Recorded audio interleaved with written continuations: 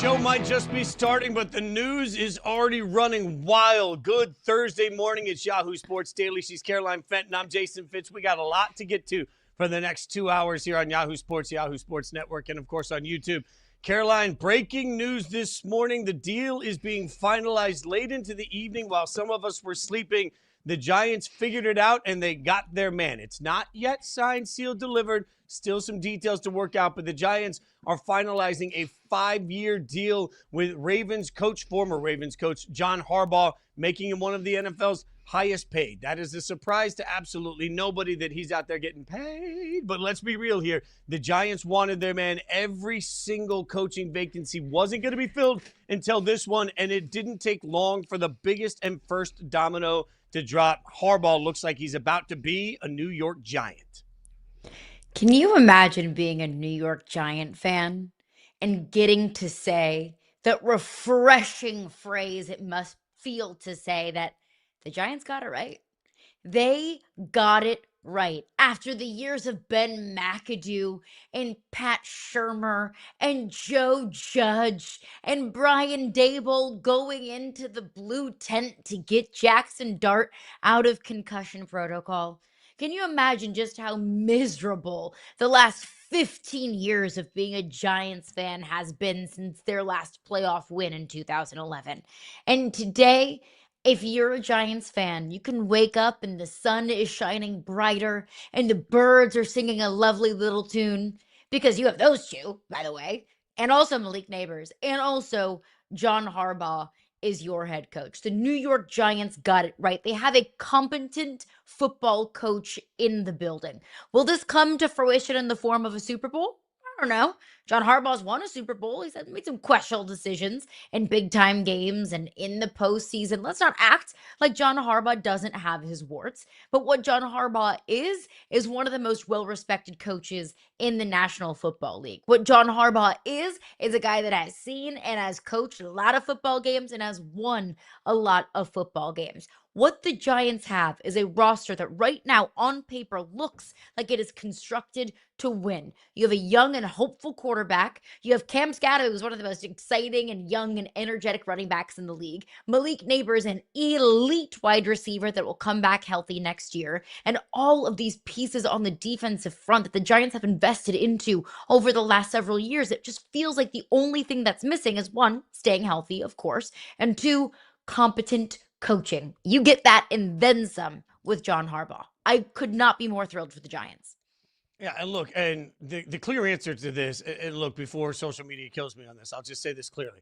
No matter what happens moving forward, the Giants got it right. I don't even really care how many games Harbaugh wins, because that's the variable none of us can know today. All we can know is, based on the information you have on hand, did you make the best decision? When you look across this coaching landscape with these candidates, there's certainly plenty of guys that are looking for their next job. There's certainly plenty of retreads, and we're still trying to figure out which of the rising coordinators are best. But if you're the Giants, and you've had a lack of stability over and over and over again for the better part of a decade, and you do have young pieces that you believe are building blocks for a franchise, well, you got to ask yourself, do we want to roll the dice again on somebody that might be right, or do we want to go with somebody that has been a proven commodity and a winner in this league for a very long time? Like, two things can be true. The time in Baltimore can be done, and that doesn't mean that it's not an absolute home run, amazing hire for the Giants. I think in part because of all of the talent you just mentioned. That's why I love this hire for New York. If we're talking about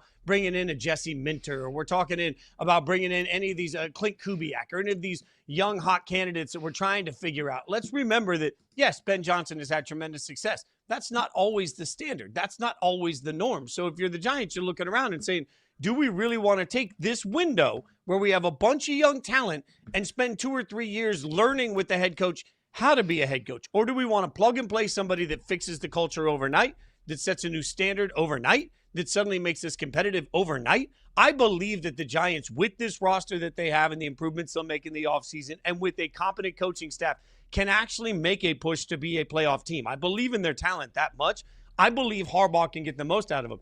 Even if he doesn't, this is like when we were in high school and in math, you couldn't just write the answer. You had to show your work. If you show the work for the New York Giants, this is simply a perfect hire, because based on only the information we have today, there's nobody else today that's more qualified on the market, that's better on the market, or that will mean more to the Giants on the market. So no matter what the result is today, if you're a Giants fan, man, you're out there in the streets. You're out there swaggy walking. You're talking your talk. You got your guy. You got a reason for tremendous hope. And hope is something, when your team sucks, the thing that you have to find is the hope that you're going to use to sell everybody on next year. This is tremendous hope for the Giants. And I think that the Giants have had tremendous hope.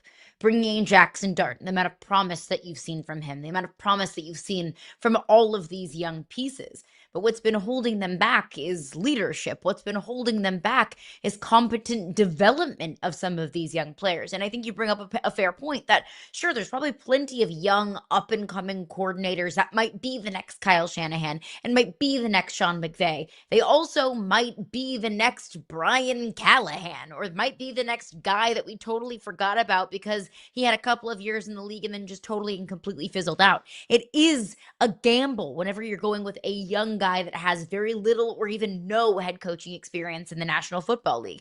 What you are getting is a certified, proven commodity in John Harbaugh. I do, though, Fitz, I do wonder what the power structure is going to look like in New York, because the Giants have retained general manager Joe Schoen. I would not have been shocked in the slightest if after the season the Giants wanted to move on from general manager Joe Schoen. John Harbaugh has expressed that he would like to take over general manager duties. Does that mean that he has final say? Does that mean that he is the one doing the drafting? I don't know, but he at least wants more say in roster construction. I mean, you look back in his time with the Ravens, you've had Eric DeCosta and Ozzie Newsome. Those are two very, very well-respected general managers in the NFL. Joe Schoen is not even in that same stratosphere. So does John Harbaugh want kind of carte blanche Bill Belichick kind of power, and Joe Schoen's just kind of there collecting checks because he's just happy to be there and happy to have a job? And who is going to have final say in the roster construction? Who's going to be doing the drafting? Who's going to be doing the signing? Who is the one that is in charge of constructing this roster for the future? That's the question that I have, because if I'm the Giants and I'm bringing John Harbaugh in, I think it's fair to at least question who's really in charge here. John Harbaugh, who's been around this league for 20 plus years, John Harbaugh, who's won a Super Bowl, or Joe Schoen, who's most famous for being on Hard Knocks? Yeah, I think that there's a very little possibility in my mind that Joe Schoen is anything other than a soldier reporting to John Harbaugh at that point. He might still have the title of GM, but he's executing Harbaugh's vision. Should be noted, Adam Schefter saying this morning on ESPN that as part of his presentation and pitch to the Giants, Harbaugh's intent is to bring Todd Monken with him as his offensive coordinator if Todd Monken doesn't get a head coach job somewhere else. He's interviewed in Cleveland. So many people trying to figure out what it means for the front office or for the coaching staff. My expectation, most people's expectations right now would be that Todd Monken will be the offensive coordinator working with Jackson Dart in New York. So let me ask you, what's the more likely outcome next season? Next season, already, in only 1 year. Harbaugh leads the Giants to the playoffs, glory, or the Giants are picking in the top 10 in the draft in a year? I think it's the playoffs. And of course, injuries can derail anything, but that's always on the table for any team across the 30 teams in the NFL. If the Giants can stay healthy and they're coached by John Harbaugh, I think it is much more likely that they find themselves in the postseason than they do with the top 10 pick. Now, that doesn't mean that I think the Giants are going to win the Super Bowl next year, but I think that there is a very realistic possibility that the Giants could go 10-7 and squeak into the playoffs. I mean, why not? With the question marks that the Eagles have, with the question marks that the Commanders have, with some of the defensive question marks that the Cowboys have, there's a lot of question marks in that division. Why not the Giants? I think that 9-8, 10-7 could absolutely be in the cards in year one for John Harbaugh. And if it's not next year, I think it would absolutely be the year after. Yeah, this feels like when you look at the building blocks that are coming, I can't figure out exactly how a roster this talented turned out to be this bad this year. I think that you're right. There's a much better shot at the playoffs than a top 10 pick. This is where I'll be Debbie Downer for a remind everybody that no coach has ever won a Super Bowl with one team and turned around and won a Super Bowl with another as a head coach. So we've never seen a head coach win a Super Bowl with two NFL franchises. That's an important note here because Harbaugh has a Super Bowl. But let's be honest, too. Like, part of the reason we're even talking about that is because it's Harbaugh with the Ravens. Like, if we were talking about Clint Kubiak, we wouldn't be saying, oh, can Clint get him to the playoffs in 1 year? Like, that is just, it's such a reminder of how great this matching can be, this pairing can be, simply because of that. Let me ask you this then. When we look at it, what would have to happen for the Giants, in your mind, for the Ravens to turn around and feel like, oh man, we really messed this thing up? I think it's the Giants winning a Super Bowl before Baltimore. I think I always use the Andy Reid Philadelphia Kansas City comparison for how fan bases might feel about moving on from a legendary head coach. And I think Philadelphia fans can feel like, okay, you know what, we're all good. We're all good, no harm, no foul, because they've won a couple of Super Bowls since Andy Reid was fired in Philly, and Andy Reid has won a couple of Super Bowls famously since leaving Philadelphia. So I don't think Eagles fans feel like they missed out or lost out on anything because they have Super Bowls themselves. I think right now the Ravens have a much clearer path to get to the Super Bowl and to win a Super Bowl, at least in the short term, before the Giants do. But if John Harbaugh breaks through and even gets to a Super Bowl, much less wins a Super Bowl before the Ravens get there or win one, I think Ravens fans are going to be looking around thinking, did we really make the right decision? Were we just a little bit impatient? Could we have given it at least a little bit more time? Ravens fans aren't waking up today and thinking that. They're thinking we made the right decision. Things didn't go well. We missed out on the postseason. We've blown far too many fourth quarter leads. We've fallen short in the postseason way too many times. We feel okay and we feel good about our situation right now. We feel very hopeful for the future. You might feel differently 3 to 5 years from now. Maybe you don't. Maybe the Ravens and the Giants each have Super Bowls and it's a happy little Philadelphia Eagles and Kansas City Chiefs world. But I think when your ex does better than you after you break up with them, that does make you feel some type of way. That hits the ego. I think the variable here is what happens to Baltimore moving forward. And again, I've got whatever. I'm going to nickname this damaged fan syndrome because I'm a fan of a team that sucks. If you look all the way back to 2000, if you go all the way back since 2000, the Ravens had never had back-to-back losing seasons, ever. So, you know, as much as you're right, a Super Bowl for one and not for the other would certainly then make the Ravens fan base say, oh, man, I can't believe he had that left in him. But if we're sitting here in 10 years and the Giants year in and year out are winning 10, 11, 12 games, and over the course of that 10 years, Ravens fans are sitting here winning 5 or 6 games a year every year, they're going to miss Harbaugh. And this is where Ravens fans tell me, hey, I don't believe that's going to happen. I get you. I understand it. I said the very same thing after the Raiders lost the Super Bowl 20 years ago. And I was like, oh, man, I'd rather not even make the playoffs than sit here and have these heartbreaking losses in the playoffs. It's fine. And when the Raiders got rid of Gruden, it was like the first time. It was like, oh, that's no big deal, man. We're look at this team. We're great. We're going to be able to do this year in and year out. Guess what? 20 straight years of awful seasons. And suddenly you're like, yeah, it's not that easy. This is the caution, and I know Ravens fans don't really care about caution. Ravens fans believe that their organization is going to be just fine. I think that undervalues Harbaugh, and that overvalues the ability to simply replace a Hall of Fame level coach with another Hall of Fame level coach. I get it. You've had eras, especially Brian Billick before that, right? Like, you can go all the way back. The Ravens have had a really great run at finding head coaches. I love that for this franchise. But I believe that if this just starts, and, you know, I think there's too much talent for Baltimore for this to happen.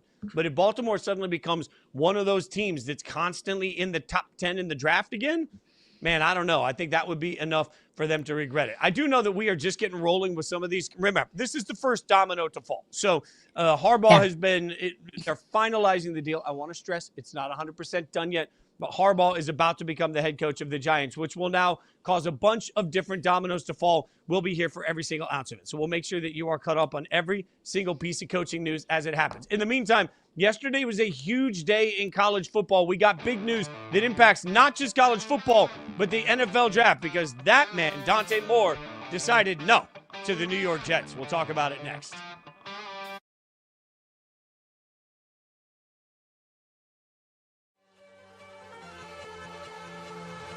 And I didn't have any gym equipment. I didn't live near a gym. So I would watch TV, and every commercial break, I'd jump on the floor and bust out some leg lifts from Jane Fonda, or I'd jump on the floor and bust out some push-ups from Herschel Walker. And my dad just saw me doing this for months. And he was like, yo, if you really are that committed, I'll work out with you. And that's really what got me going and doing anything that was athletic was my dad. And nobody realized we're fighting for world titles, jerking curtains for a guy from Australia and a dude from the Caucasus region. I would never open a show for a dude from Australia, just so you understand. Why not? Ever. Why not? Why not? That's not a combat-driven country. That's not real. You can't get a scholarship and go to a college for any combat form in Australia. It's not real.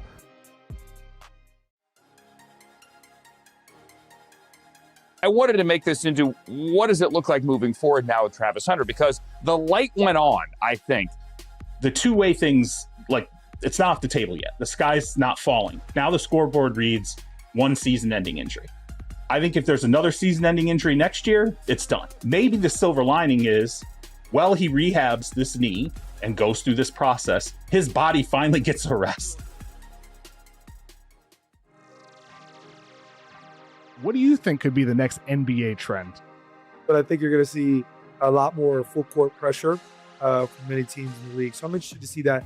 Obviously, every year everybody talks about wanting to play faster, and sustaining that through 7 games, I think, is easier than being able to sustain it for 82. You're going to see a lot more backcourt pressure in our league this upcoming year. And I like to think that us as a group and the success we had last season will have a lot to do with that.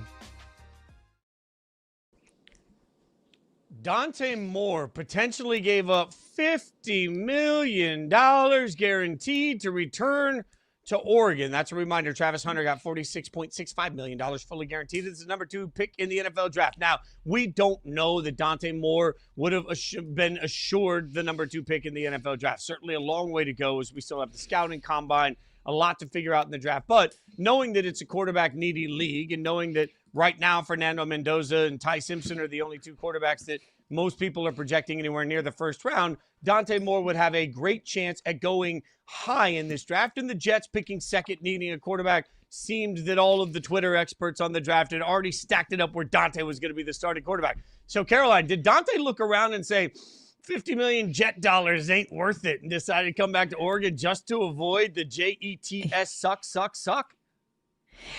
It's not about the Jets, but it's also not about the Jets. I think the number one thing for Dante Moore right now is development.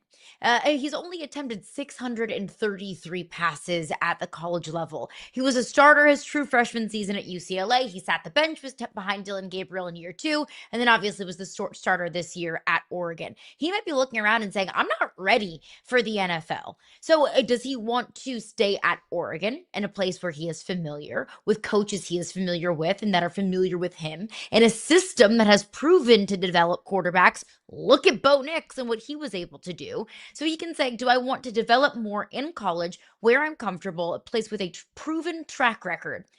Or do I want to continue my development with the New York Jets, a place with not just a history of not developing quarterbacks, but a place with a history of ruining quarterbacks? The answer is pretty simple to me. And sure, you can get caught up on the 45, 40, 50, however much it is, $1 million that Dante Moore is leaving on the table here. But I think for him, he's looking at it like, well, I can make money in college, and he's probably coming back to Oregon for a pretty penny, a raise if I had to guess.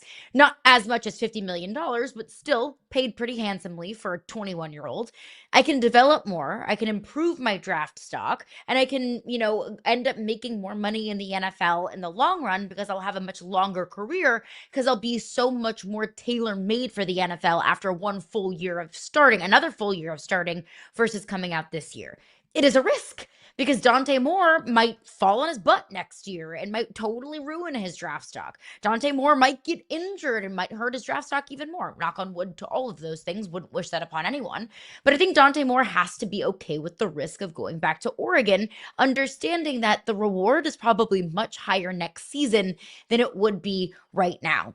I think the flaw in the argument that Dante Moore is going back to college just because he doesn't want to be a New York Jet is the Jets are going to suck next year too.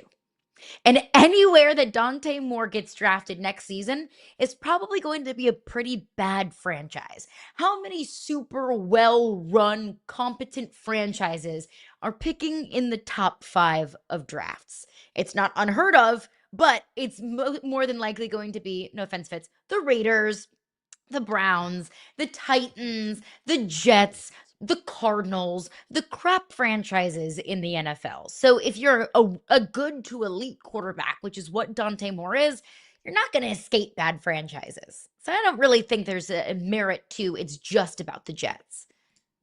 We all have a friend in our life or a partner in our life that the minute they walk into the room thinks that everybody that looks at them is thinking something about them, right?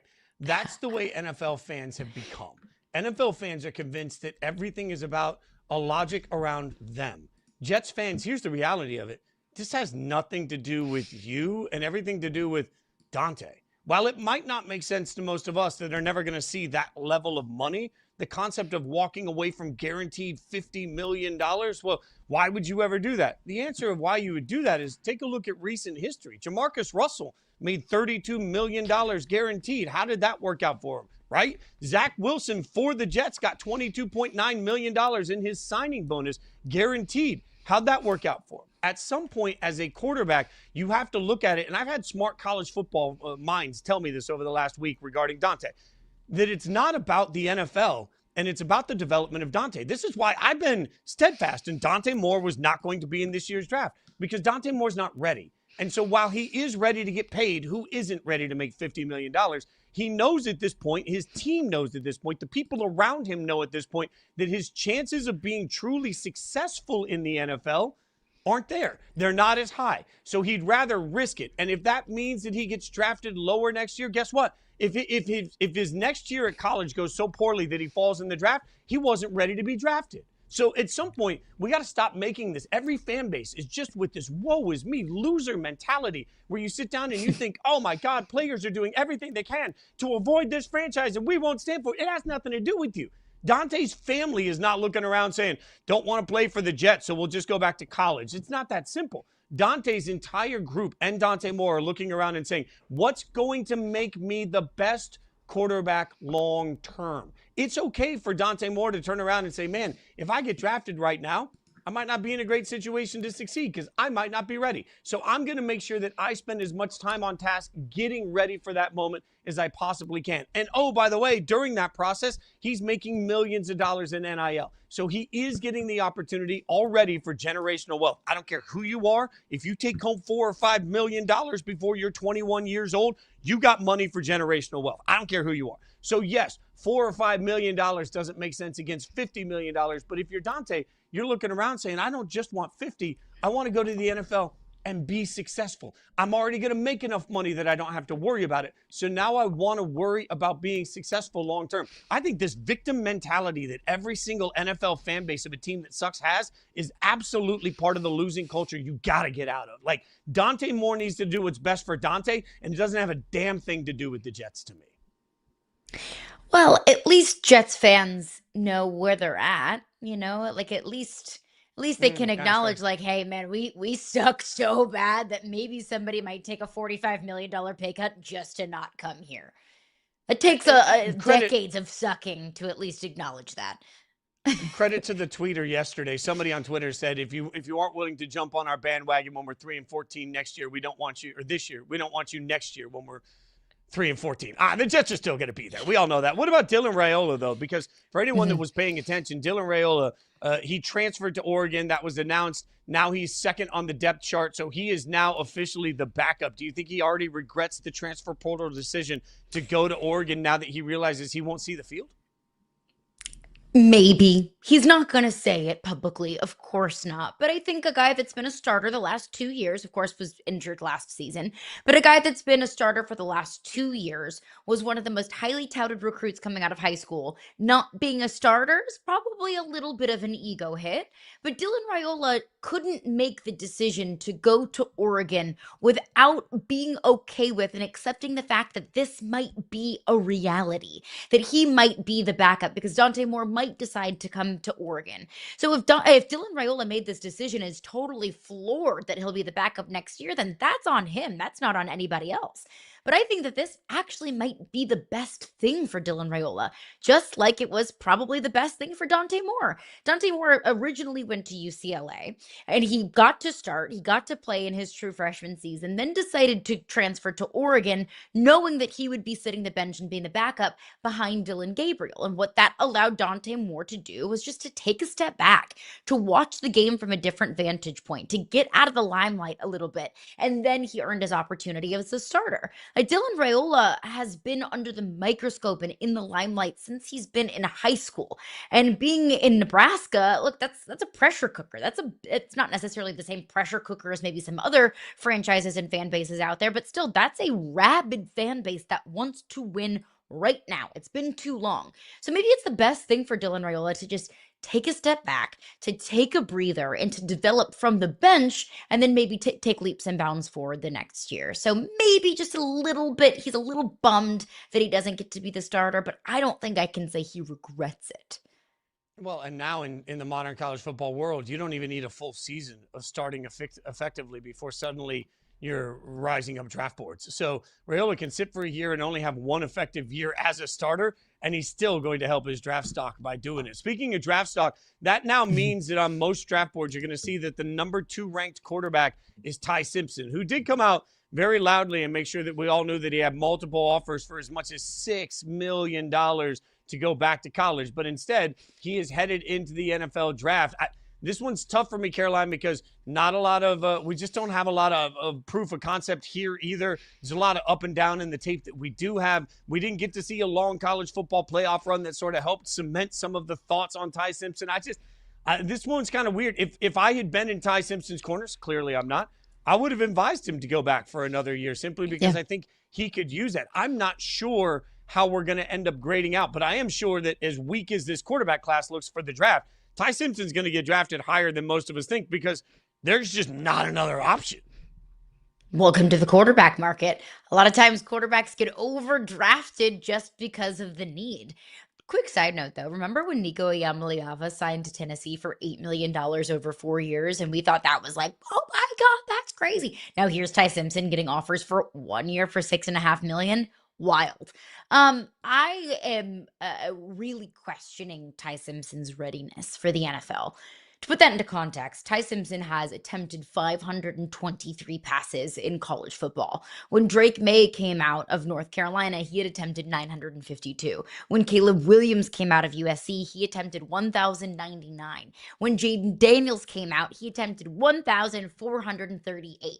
When Bo Nix came out, he attempted 1,936. When Cam Ward came out, he attempted 2,329. When Jackson Dart came out, he attempted 1,307. That is a massive difference. We're talking about quarterbacks that have 2, 3, even 4 times the number of pass attempts that Ty Simpson has had in college. And if you want to look at some of the recent busts, look, Anthony Richardson attempted 393.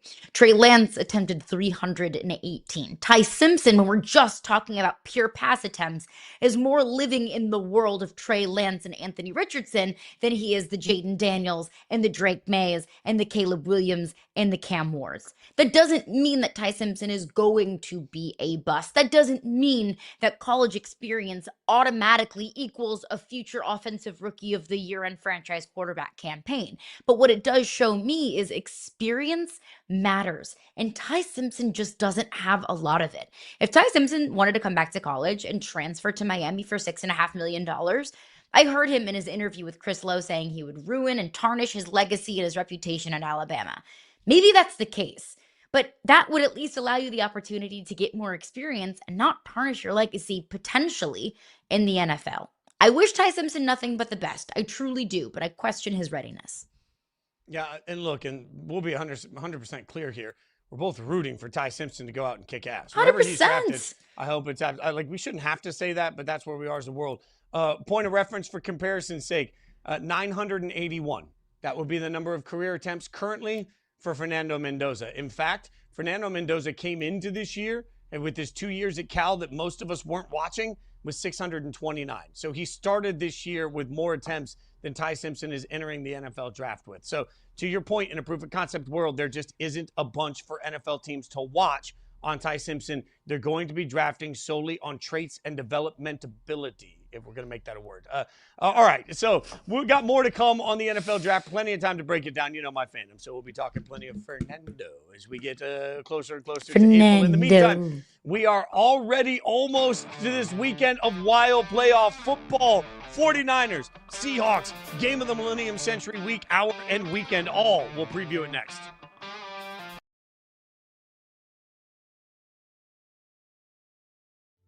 Alex Golesh to Auburn.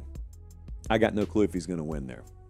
I am irrationally excited, though, about Alex Golesh at Auburn. I know what works at Auburn. I grew up around Auburn. We've seen a whole lot of what doesn't work at Auburn, haven't we, ladies and gentlemen? Yes, we have. You don't even have to be an Auburn fan to shake your head. The difference is Auburn people are shaking their heads frowning, whereas LSU and Bama and Georgia folks are shaking their heads laughing. I have a tweet that I want to read to you. Yes. Game 5 of last year, we lost to the Knicks. I didn't play very well. This was in New York. We came back, won Game 6, won Game 7. You tweeted, Tyrese Halliburton dilly-dallies around the perimeter too much on offense. Too much of a cone on defense. He needs to take this offseason to figure out who he wants to be. That's too hard. Sometimes I get emotional. If I change your mind, cool. That's part of being an athlete. I'm all game with it. There was a guy named Tony Khan, the head of AEW. In a million years, I never would have thought this guy would come on. He hated me. Wait, why? Because you guys had beef? We had beef, big beef, yes. Who do you not have beef with, Eric? Not that many people, but the point is, when it's beef, it gets magnified. Okay, it gets magnified. But Tony came in, we shook hands, we made amends, we hugged, and all was good. That's what grown-ups do. This new young generation coming into the NBA, like, what is the why for them wanting to do all these things off the court? And I mean, for me, it's always been like, what is authentic to me? When you're making the money you're making from the NBA, and God bless us, we're blessed. So now you got guys saving and doing right by their money that they make from the league. So when you get off the floor, it's like, you know what? I'm gonna go ahead and just do what I want to do. May not be the big ticket financially that I want, but it's authentic to who I am and what I want to do. It's that time again. Seahawks, 49ers, playoffs. It was always supposed to be that way, I guess, maybe. Time to make it 30 years without a Super Bowl for San Francisco. Can't believe that comes from a Seattle Twitter handle. Who would have ever thought? Get your popcorn ready. Who said rivalries are dead? I love getting rivalry matchups in the playoffs. It actually hits on such a wild, epic level. Look at just the consternation we had over a handshake at the end of Bears Packers. I'm in for that. Like, I want to like midfield 50-yard line stare down where Shanahan and McDonald both just stare at each other. So let's take a look at the matchup inside the matchup. We're going to go deep on this one. We're going to do some figure out which one we'd rather have in different comparisons here. So speaking of those two coaches, they go to the 50-yard line. All right, but this is no longer the beginning of the game or the end of the game, Caroline. This is like fat kid dodgeball. All right, they've gone to the 50-yard line, and you, my friend, are the team captain. Which coach would you rather have for one game? One game, Mike McDonald, not the Doobie Brother, the head coach, or Kyle Shanahan? You know, Fitz, I am of the belief that if you're going to say it with your chest. However, I cannot subscribe to that belief today because I can't say it with my chest because I'm not 100% sure. To answer your question, Shanahan? I'm Ron Burgundy. Shanahan? I think it's Kyle Shanahan. I think it's Kyle Shanahan because he has the skins on the wall, because he has the proof of concept, because he's coached in way more of these games before than Mike McDonald has, at least as a head coach. So I think I defer to the proof of concept, but also then again, we literally just saw this matchup like 2 weeks ago, and Mike McDonald worked Kyle Shanahan in a battle of defense versus offense. It was Mike McDonald all day long. But I think it's Kyle Shanahan.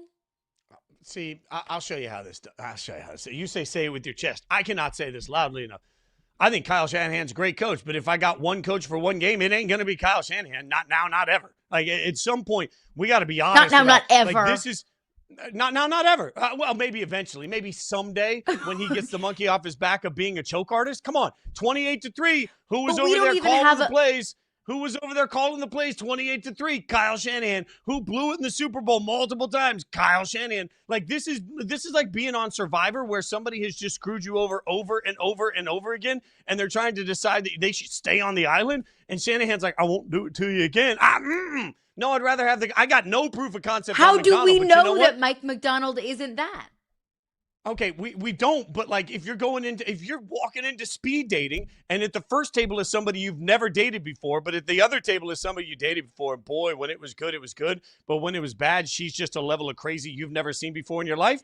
You're going to the table of the unknown. I'm going to the table of the unknown. I'm going all in with the Doobie Brothers. I want to hear some funky Dixieland. I want nothing to do. Like, again, the question isn't who's a better coach. I weirdly think I still believe Kyle Shanahan is a better head coach overall than Mike McDonald, I should say. We've got some proof of concept of that. But one game? Man, one game. Kyle Shanahan, even 49ers fans, even the most diehard 49ers fan in the world listening to this right now is like, no, you're right. We do kind of choke in big games. I'm not sure I'm out on Kyle Shanahan for one game. Caroline. All right, let's keep the one game fun going then. One game, all right? Would you rather have Purdy, all right, or would you rather have Sam Darnold? I can't believe we're doing this. Purdy or Sam Darnold? Which quarterback? You only got one game. Who you taking? I'm taking Purdy because that's the number one reason why I am very hesitant to trust the Seahawks team is because I don't trust Sam Darnold. Of the quarterbacks remaining in the NFC, I trust Sam Darnold the least because, again, proof of concept is very important for me, and we have a proof of concept in Sam Darnold poo-pooing big games away and throwing interceptions in the most terrible of times. When it comes down to it, Sam Darnold does have a tendency to tuck his tail between his legs and have to have it moments. Now, we kind of bucked that a little bit last week, in the final week of the season when they took down the 49ers, but still, I have a really tough time trusting Sam Darnold in his biggest moments. Yeah, I mean, I got to say the same thing about Sam that I just said about Kyle Shanahan. Like, we've seen enough bad from Sam Darnold. I want so badly for there to be this redemption moment here. I want Sam Darnold to have a historic playoff run. Like, I would love nothing more for every troll on Sam Darnold's career, for every Vikings fan that's out here waving it around like they're super happy that they don't have him anymore because he's going to choke in a big game. I want the Disney storybook ending. I want Sam Darnold to go on a run that is absolutely unbelievable, like we've never seen. I want at the end of all of this for Seattle to hoist the Lombardi trophy while suddenly Sam Darnold is looking straight into a camera and saying, I'm going to Disney World. Like, that's how big I want this to go for Sam Darnold. But I'm taking Purdy. I got one game. Right? The question here is one game. One game. And we've seen too much choke from the other side. Purdy's somebody that I've been in on for a long time as I think he gets a little bit too much disrespect. And we've seen it this year, as banged up as they've been. When they've needed him to be big, he's been huge. I think the redemption arc of the way we talk about Brock Purdy is just so important in this. Like, I no longer care where he was drafted. I just care about the fact that I think Brock Purdy is a damn good quarterback. So either one of these quarterbacks is going to change the way they're perceived with the win in this game. But if I got to pick one, I'm picking Brock. All right, one game only. One game. You can have Christian McCaffrey or Jackson Smith and Jigba. Let's just go with the initials. CMC or JSN? CMC. I love JSN. I think we need to be talking way more about JSN. Any conversation we have about JSN isn't enough.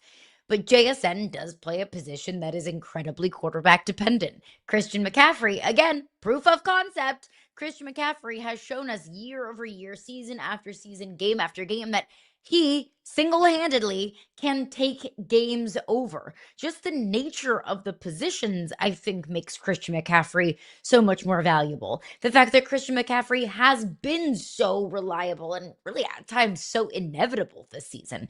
That Christian McCaffrey, I think before week 18, before he had the tip ball that ended up being an interception toward the end of that game, Christian McCaffrey had a very strong case, I think, to have been in the MVP discussion because Christian McCaffrey can be that kind of force in any given game. So it's Christian McCaffrey for me. Yeah, look, and this is, I wish we could have, we can't afford the rights. We need CNC Music Factory, dated 90s reference. Everybody dance now.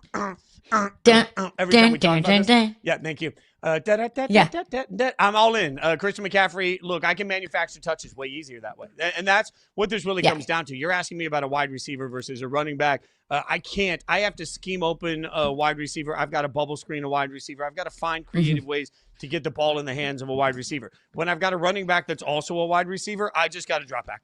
I just got to hand off. I can hand off. I can swing pass. I can do wheel routes. I can do all sorts of stuff. Christian McCaffrey is such a matchup nightmare. This is Christian McCaffrey, and it's not even close. So since we've agreed on a lot of these, let's see if we agree on this one. Whose scheme? All right, you got Kyle Shanahan and his brilliant offense, even shorthanded.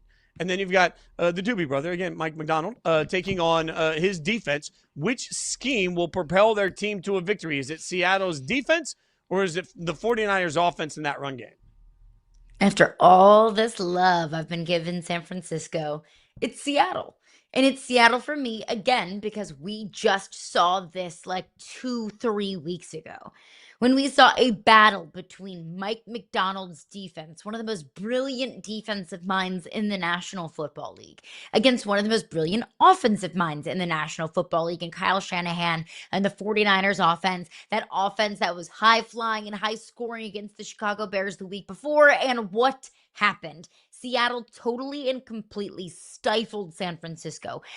Seattle kept San Francisco out of the end zone for the first time, and I don't really know how long. If anybody would like to look back into the history books and see the last time that San Francisco did not score a touchdown, let me know, because I don't remember it off the top of my head. We just saw it on full display. So for that reason, I have to go Seattle's defense. And also because I know this is outside of scheme. I know this is outside of X's and O's, but a part of scheme is Jimmy's and Joe's. San Francisco just does not have the horses right now to be able to compete with the horses that Seattle has. No George Kittle after tearing his Achilles. You have Ricky Pearsall, who's a question mark. You have all of these pieces defensively that are going to be out for the season. Fred Warner maybe will come back for the divisional round. There's been some rumblings about Fred Warner potentially being healthy enough to come back, if not against Seattle, then potentially for the conference championship game if they do find themselves there. But San Francisco, as we talked so much about this season, is so banged up. So I have to go Seattle. X's and O's and Jimmy's and Joe's. Yeah, you're 1,000% right. And the Seattle defense, so to me, it's a lot like Houston. I think we have to have different conversations about certain teams where their one defensive unit is just so dominant. And part of this is scheme, and you're right. Part of this are the players that are available. Part of this are the players that are not available from the other side of it. So I think when you factor all of that together, there is this element of me where it's like, hey, when you look at just the ability to scheme and you look at how shorthanded the 49ers are, I take nothing away from what an incredible run this has been for San Francisco. But to me, at some point, that run comes to an end, not because San Francisco isn't well coached and not because this hasn't been a particularly, I think, brilliant year for what they've been able to do considering who's on the field. This comes down to there's a reason that Seattle was the #1 seed in the NFC. And the reason is they can absolutely disguise what they do defensively. They can trip you up defensively. They are fast. They move all over the place. They don't make a lot of mistakes. You saw the stat that was just on the screen a moment ago about what they've done to some big-name running backs over the course of the last half of the season. It is beyond impressive. It's dominant. That's what they've done. And when you combine that dominant defense with, I say it all the time, complementary football of knowing exactly how this offense is built, I just think Seattle's a much bigger juggernaut than they are getting credit for. I do know it's going to be one of the biggest games of the weekend. We have plenty of more previews coming of some of the other action. NFL playoffs have not disappointed. They never will. It's just been absolutely a wild offseason. But coming up next, we got breaking news in the world of golf yesterday that has us trying to figure out what exactly to make of LIV Golf. We'll tell you about it next.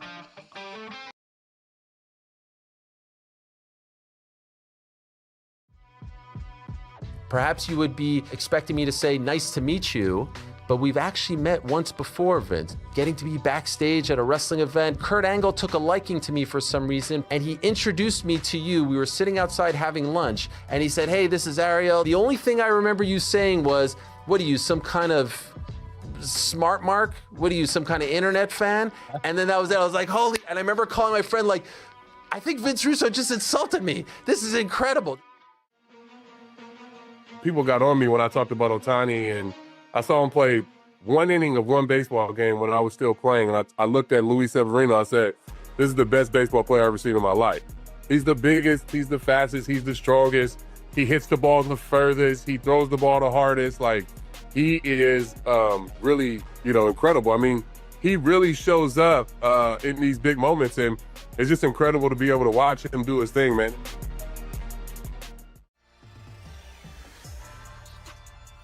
Every Sunday I'll have the thought, how on earth could a Titans fire Mike Vrabel? Mike Vrabel is one of the best coaches in the NFL and always has been. He's always gotten the most out of his talent. The New England Patriots making it back to the Super Bowl, just 6 years after Tom Brady leaves, when everybody was just dunking on the Patriots and, oh my goodness, Patriots are dead. And them making it back to the Super Bowl would be alternately cool and pretty fun to see everybody lose their minds over.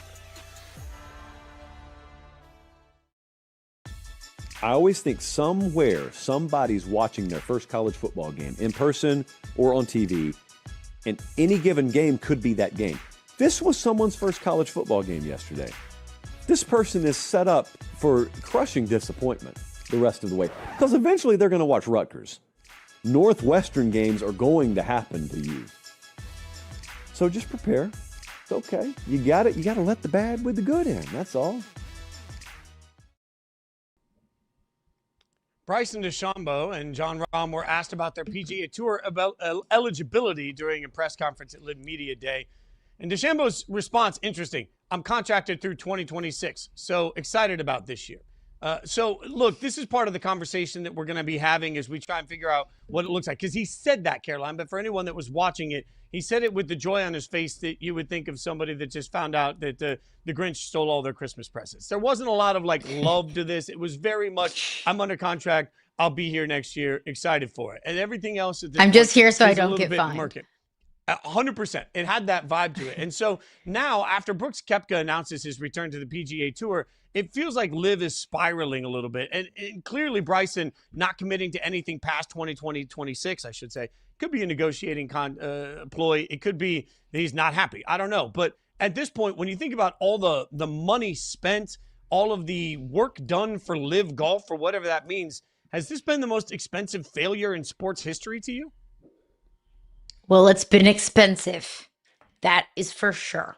And I think when we bring up the word failure, we have to ask, what do we consider success for LIV Golf? Because we did see a front office sports post, I believe it was yesterday, if not the day before, that LIV executives said that there has been interest in minority stakes in some teams, and the league is seeking to have 13 franchises worth $1 billion with a B each. So a $13 billion, value for this league. I don't know what LIV is valued at right now, nor do I think that's public.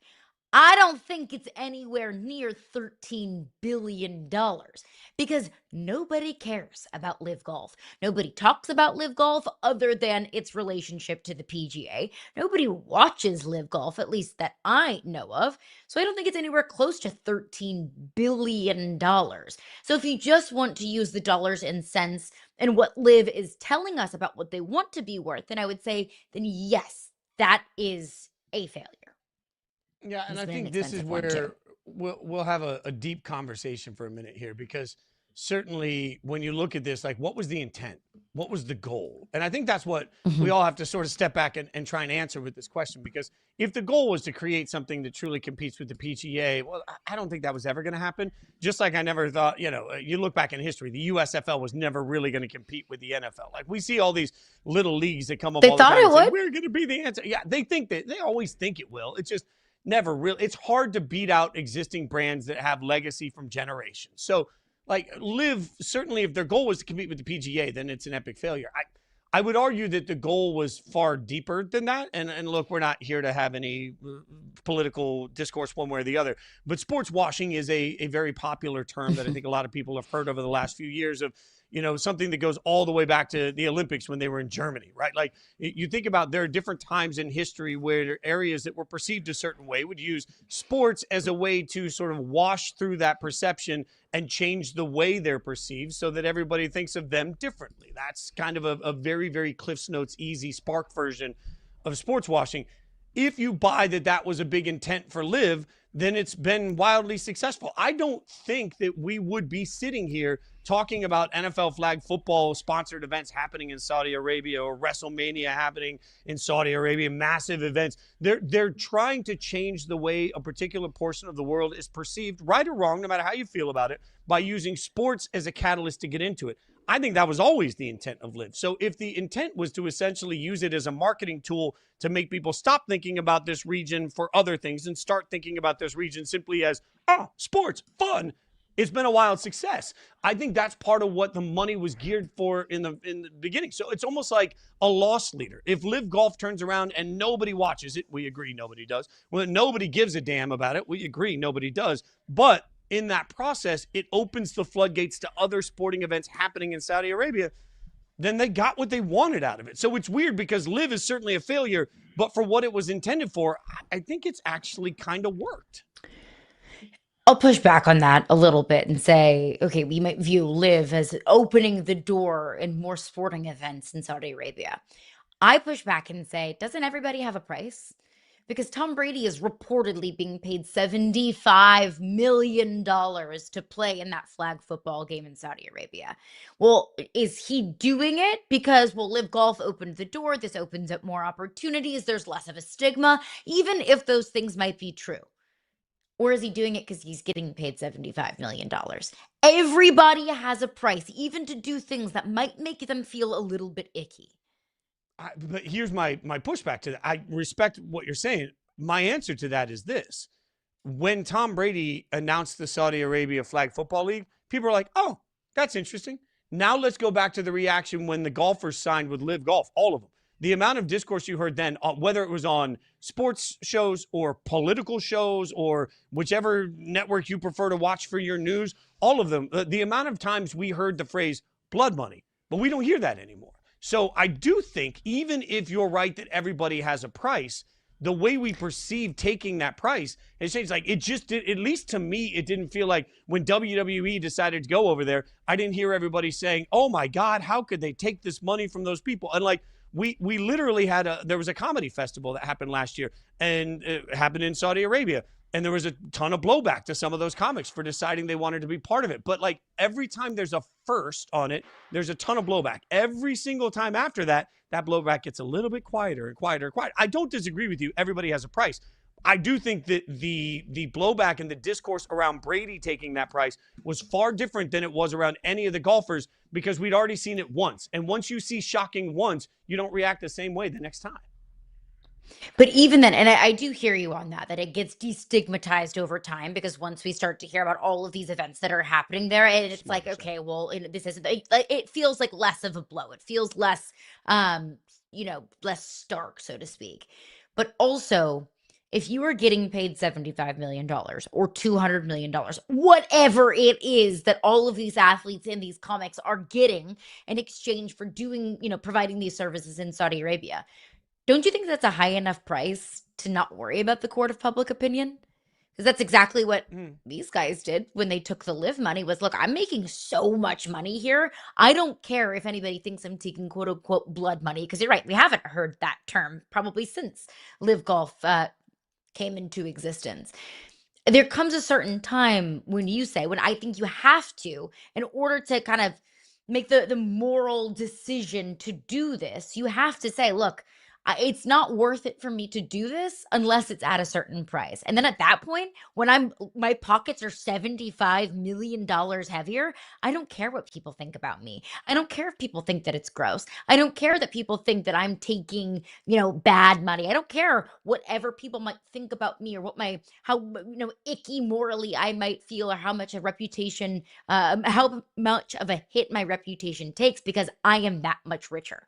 Yes, maybe LIV Golf has diluted that a little bit, but I always go back to money talks. Money can make people do things that maybe they wouldn't previously think that they would do. Money makes people change their minds a little bit. Everybody has a price.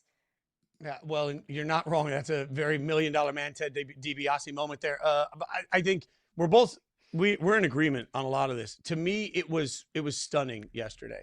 Shefty tweeted out, and I'm reading his tweet directly, it was announced at a launch event in LA tonight for the new Fanatic Studios business that Jaden Daniels will participate in the Fanatics Flag Football Classic and also captain a team alongside with Tom Brady and a third quarterback captain to be unveiled soon. Right? That's all Shefty. The last line, event is March 21st in Saudi Arabia. Like, it's just, it is funny to me. And look, I'm not here to judge anybody. Certainly, I'm not part of this conversation. What we are talking about here is not judgment of anybody for deciding what money they're going to take or what money they're not going to take. And we're not sitting here judging anybody for having a price. Frankly, I think it's really easy for anybody to sit here and say, oh my God, I can't believe you do that. And then I ask you, if somebody offered you generational money, would you go do it? The answer for most of us is yes. I am not here for judgment in any way, shape, or form on this. I'm just at least looking at what feels like a different perspective, because when this event was announced and it was Tom Brady and then added a couple other NFL superstars and then you add in Jaden Daniels, every single layer, it's become, ever since LIV Golf. LIV Golf was the one that we sat there and said, oh my God, I cannot believe they're taking that money. Now it's just the last line in a tweet. Oh, by the way, the event happens to be March 21st in Saudi Arabia. So what's the future of LIV look like for you at this point? Is LIV, now that Brooks is gone, is this the end of LIV Golf? Was there ever really a beginning? To be fair, in terms of like the entertainment product, in terms of, you know, the level of care that people have about the actual product of LIV Golf, not its existence, because I think people care about that. But do people actually sit down on their couches and watch LIV Golf? Maybe you do. I don't know of anyone that does. So I don't ever really think there was a beginning, but I do think this signals the beginning of a massive shift, because we just heard from Bryson DeChambeau saying, look, I'm under contract. That doesn't make me feel overly excited if I'm a LIV Golf fan that he's going to be there for the future. Like, Fitz, if you heard me say, hey, you excited for Yahoo Sports Daily? And I say, oh, I'm under contract. Probably says a lot without saying a whole lot. So I do think that this signals a massive shift and maybe a little bit of a crisis of how many former PGA Tour members are going to be participating moving forward. But again, I go back to money talks. Yeah, well, and I think in that sense, weirdly, most of the people involved in these transactions have honestly won.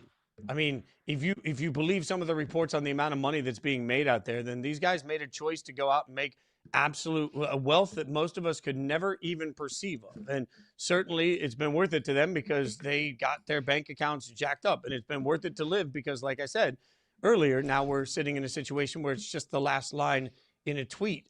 I think even if it signals the end of it, and even if we forget this LIV chapter, it's actually been a win-win for everybody that has chosen to be involved in it for what they wanted out of it from the outset. Now, we can judge that historically however we want, but realistically, I think LIV kind of got what they wanted, and I think the golfers kind of got what they wanted too if they chose to be a part of it. So we'll keep figuring out as these contracts run out what it means for the future of these golfers coming back to the PGA. Certainly, I think a lot of golf fans hope that eventually it's all brought back together. But in the meantime, we've got plenty to get back to, including this show likes to do something only this show can do. We love to have heated debates, not necessarily with each other, but what we're doing throughout the course of the playoffs, it's fun, is we're letting experts come in and debate the matchups. We'll do a Bills Broncos debate you do not want to miss coming up next on Yahoo Sports Daily.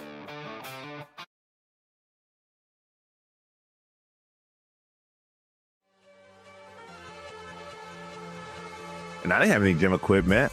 I didn't live near a gym. So I would watch TV, and every commercial break, I'd jump on the floor and bust out some leg lifts from Jane Fonda, or I'd jump on the floor and bust out some push-ups from Herschel Walker. And my dad just saw me doing this for months, and he was like, yo, if you really are that committed, I'll work out with you. And that's really what got me going and doing anything that was athletic, was my dad. And nobody realized we're fighting for world titles, jerking curtains for a guy from Australia and a dude from the Caucasus region. I would never open a show for a dude from Australia, just so you understand. Why not? Ever. Why not? Why not? That's not a combat-driven country. That's not real. You can't get a scholarship and go to a college for any combat form in Australia. It's not real.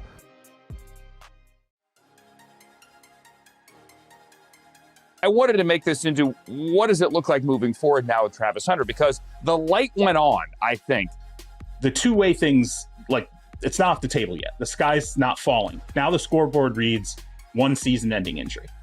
I think if there's another season-ending injury next year, it's done. Maybe the silver lining is, while he rehabs this knee and goes through this process, his body finally gets a rest. What do you think could be the next NBA trend? But I think you're going to see a lot more full court pressure from many teams in the league. So I'm interested to see that. Obviously, every year everybody talks about wanting to play faster, and sustaining that through 7 games, I think, is easier than being able to sustain it for 82. You're going to see a lot more backcourt pressure in our league this upcoming year. And I like to think that us as a group and the success we had last season will have a lot to do with that. Welcome back to Yahoo Sports Daily. But no, now it's Yahoo Sports Debate. Caroline Fenton, Jason Fitz hanging out with you as we always do. But one of our favorite things that we've started doing throughout the playoffs is we have gotten you some debate, some heated matchups. We are bringing in a couple of experts to help us break this all down. Eric Wood, former Bills captain, 9-year vet, now the host of Centered on Buffalo podcast, game day analyst for Buffalo Bills Radio. E. Wood going to represent the Bills side of it. And then Brandon Perna, friend of the show. This is his second time coming on. Creator of That's Good Sports on YouTube, massive Broncos fan. Caroline, we are going to unleash them on each other for a debate for the ages, my friend. Look at everybody being all nice to each other. Enough of that. You no guys being forgot nice. Former 9-year Broncos captain. Just want to make sure we're clear about that as well. Yeah. Does the Madden version count? The Madden version counts. Yes. Right? Yes. I'm all in on the Madden version count. Go ahead, Caroline. But yeah, no more being friendly, no more smiles. This is a debate here on this program. So we know that each of these players, or each of these guys know each of these teams very, very well, cover them on a daily basis. So there's no better Bills Broncos preview than you will get right here. So let's start with the debate. Perna, we will start with you. Then Eric, you can take over. Question number 1. Who is the all-time rushing quarterback, the better one, between Josh Allen and John Elway? Perna, you go first. That is easy. It is John Elway. We actually did a video a couple years ago about how John Elway's stats would translate into today's NFL, and his player comp was indeed Josh Allen, statistically. But I don't think there's any way Eric can top this, because as good as Josh Allen is, as elusive as he is, even if his rushing touchdown numbers are better, his yards are better, John Elway did all of his running yards without an ACL. He played his entire career on one ACL that is intact, and I don't know how Josh Allen can ever top that. Yeah, well, Tyrell Shavers for us played the entire second half last week without an ACL, so that is possible to do. Now he is going to get it repaired now, and he went to IR. But, you know, to me, I actually recently watched that Elway documentary, so even though I grew up watching him, maybe not an expert on NFL football at the time, you know, Josh Allen's maybe the best rushing quarterback of all time when you consider what he's able to do from the pocket and escaping and then the design runs. I mean, Josh Allen, especially in the playoffs, when he turns it on, he is extremely tough to bring down. He had the huge run against the Steelers in the playoffs, against New England a few years ago. I mean, Josh Allen and John Elway, I don't know if there's a comparison there. Now, you want to talk about two rocket arms? I'll put these two arms up with the best of all time. As far as being a rusher, it's Josh Allen. You know, the sad thing that I've realized, I'm going to work through some therapy here right now. I don't know who made me cry more, John Elway as a kid as a Raiders fan, watching John Elway do that to me, or the Bills with the 51-3 AFC Championship game that I still sort of shed a tear. Okay, I'm going to work through my demons here. Gentlemen, let's figure out coaching, all right? Whose head coach named Sean has had a better tenure with their team? Ewood, we'll start with you. Whose head coach named Sean had a better tenure with their team? Well, this is only 2 years. If you were talking Saints, he was able to get a Super Bowl there, so I'll give him the Saints nod because he got it done with the Super Bowl with Drew Brees. But, you know, you talk about what he's done with the Broncos. It has been impressive, and I got a lot of respect for Sean Payton, but it's just too early in the tenure. The amount of success that Sean McDermott has had with the Bills, making the playoffs all but one season with a franchise that, when he took it over, had the longest playoff drought in all of North American professional sports.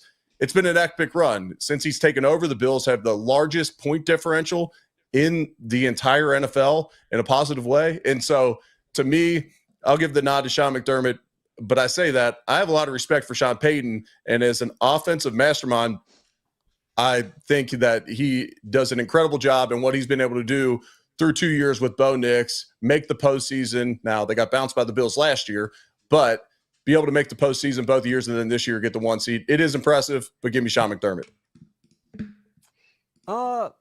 Yeah, I think what Sean McVay currently has on Sean McDermott is Sean McVay was able to coach a Broncos team into the postseason while still paying Russell Wilson $35 million to play for a completely different organization, and then pay him again to play for another organization and coach his team to the 1 seed.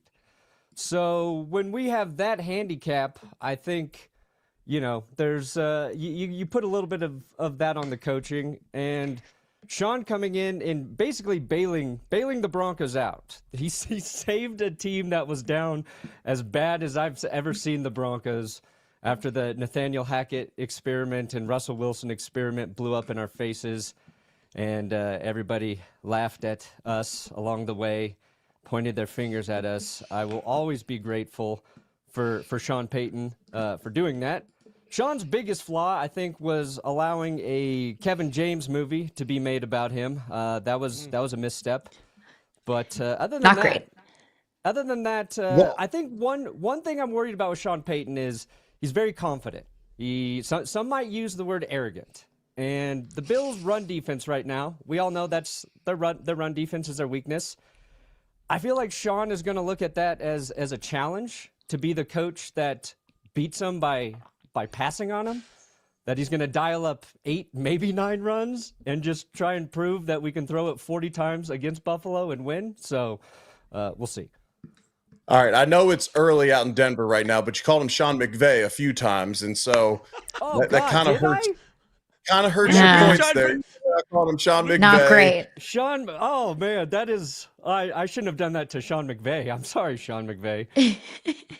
Eric, we were Not sorry to we Sean were going to Payton, award a though. point off of that. So yeah, very observant, very observant. Can I I got you. Well, at first I thought maybe I mixed up the question, and maybe I was talking about the wrong Sean. Sean McVay's had an impressive run as well out in LA, but not in Denver. But you talked about the run game, and we may get into that further. I think Sean Payton might have a lot of Liam Cohen in him, where it's like, hey, I had, the bye week last week. I have all this time to prep. He's probably looking at Jaguars and Bills film last week. He's going to have this master game plan. And I think Liam Cohen was kind of sitting there doing the same thing. They rush the ball for over 7 yards a carry. They bail on it. They let this number 1 pass defense in the league show off in the second half, and they walk away with the loss. Yeah, Sean feels like he could do that exact same thing. I do. It may have been. Yeah. Go ahead. Were you there for the McDermott locker room speech? Were you still there? Which one? You know which one. No, I was gone. That was actually a training camp meeting speech where he referenced the 9/11 deal. Yeah, that's behind us. Sean McDermott. I know. Sean McDermott works out every single morning and listens to some type of personal development, messaging, book, podcast. I'm assuming that morning there was an incredible message on something that he did not relay correctly back to the team. That sounds like something I would do if I were a head coach, if I'm being really honest. As a joke or in real life? And you just, you go off like the Bills field goals in the Super Bowl. Boom. Got it. Oof. There are just some things that are maybe just off limits for motivational speeches, and I think we have all learned maybe that's one of them. So just a peek behind the curtain, whenever we were coming up with these questions, one of our producers, who is a Bills fan, got very offended at the fact that we would even ask this question. So Perna, I will ask you so you can defend the Broncos side of things. Who has the funnier fan base between the two of you? Oh, funnier? Man, as somebody who tries to make a living doing humor and football football talking, I would love to say it's Broncos fans. I think Bills fans are crazier for sure. I think the difference is Bills fans have been through hell, right? There's no arguing that. They've been through the basically the worst case scenario you can go through. And that is stuck with the fan base. So I think more so than funny, they're crazy. I've got a lot of respect for Bills Mafia.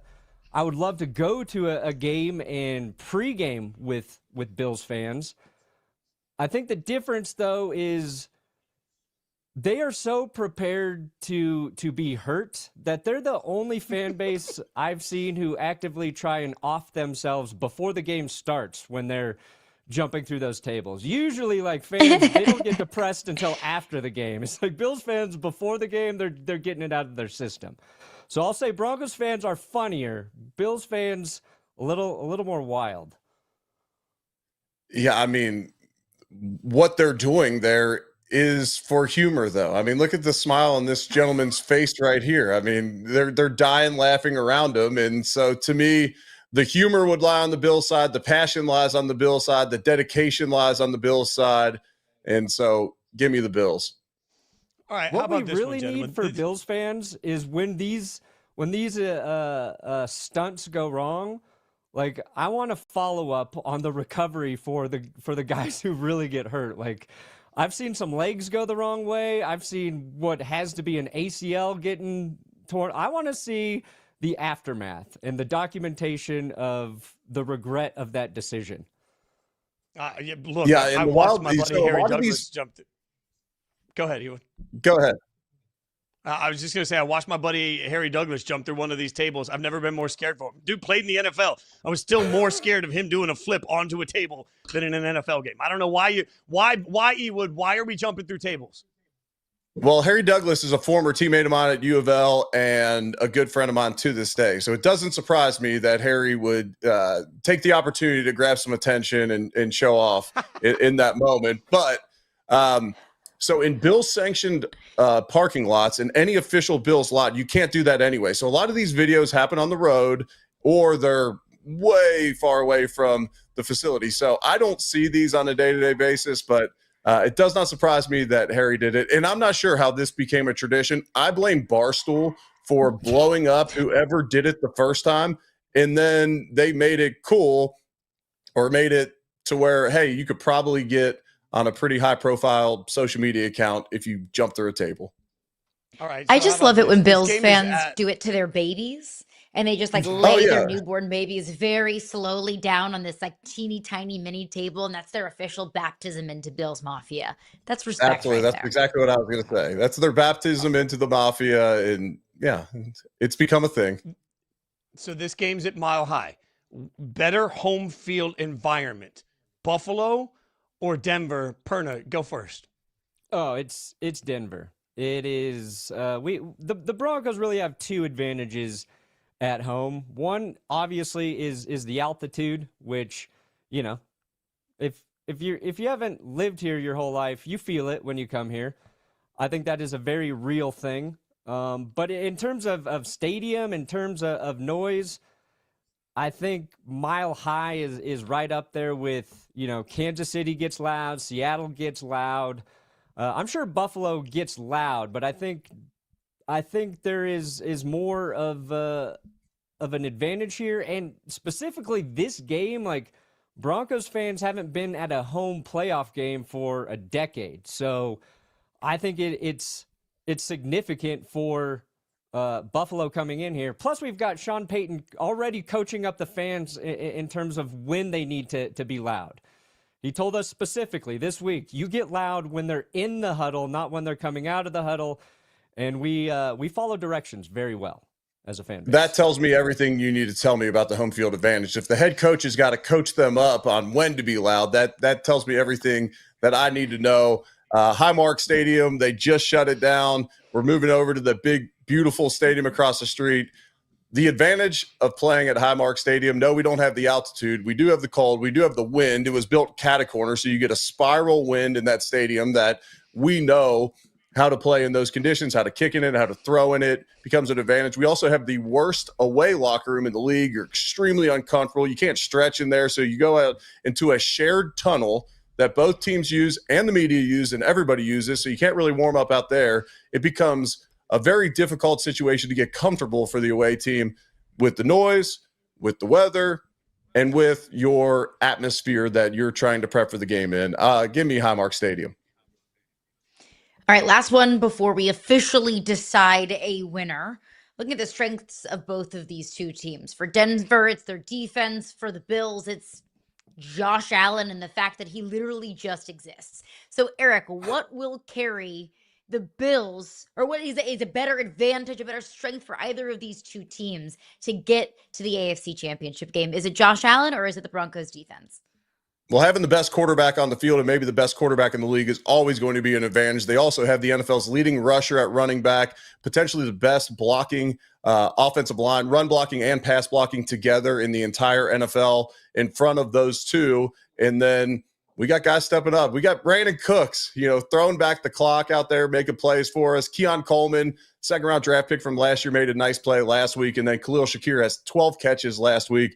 This offense should be able to put up points against this Broncos defense that is excellent. I got a lot of respect for them, but they run undersized, especially in their front seven. And I think this offensive line for the Bills will be able to take advantage of it. And then when you look at the defensive metrics, since week 12, this Bills defense has been top 5 in almost all metrics, except for yards per carry. And you know what? No one in the NFL, for the most part, is willing to stay disciplined with the run game for 4 quarters. And I don't think this Broncos team will either.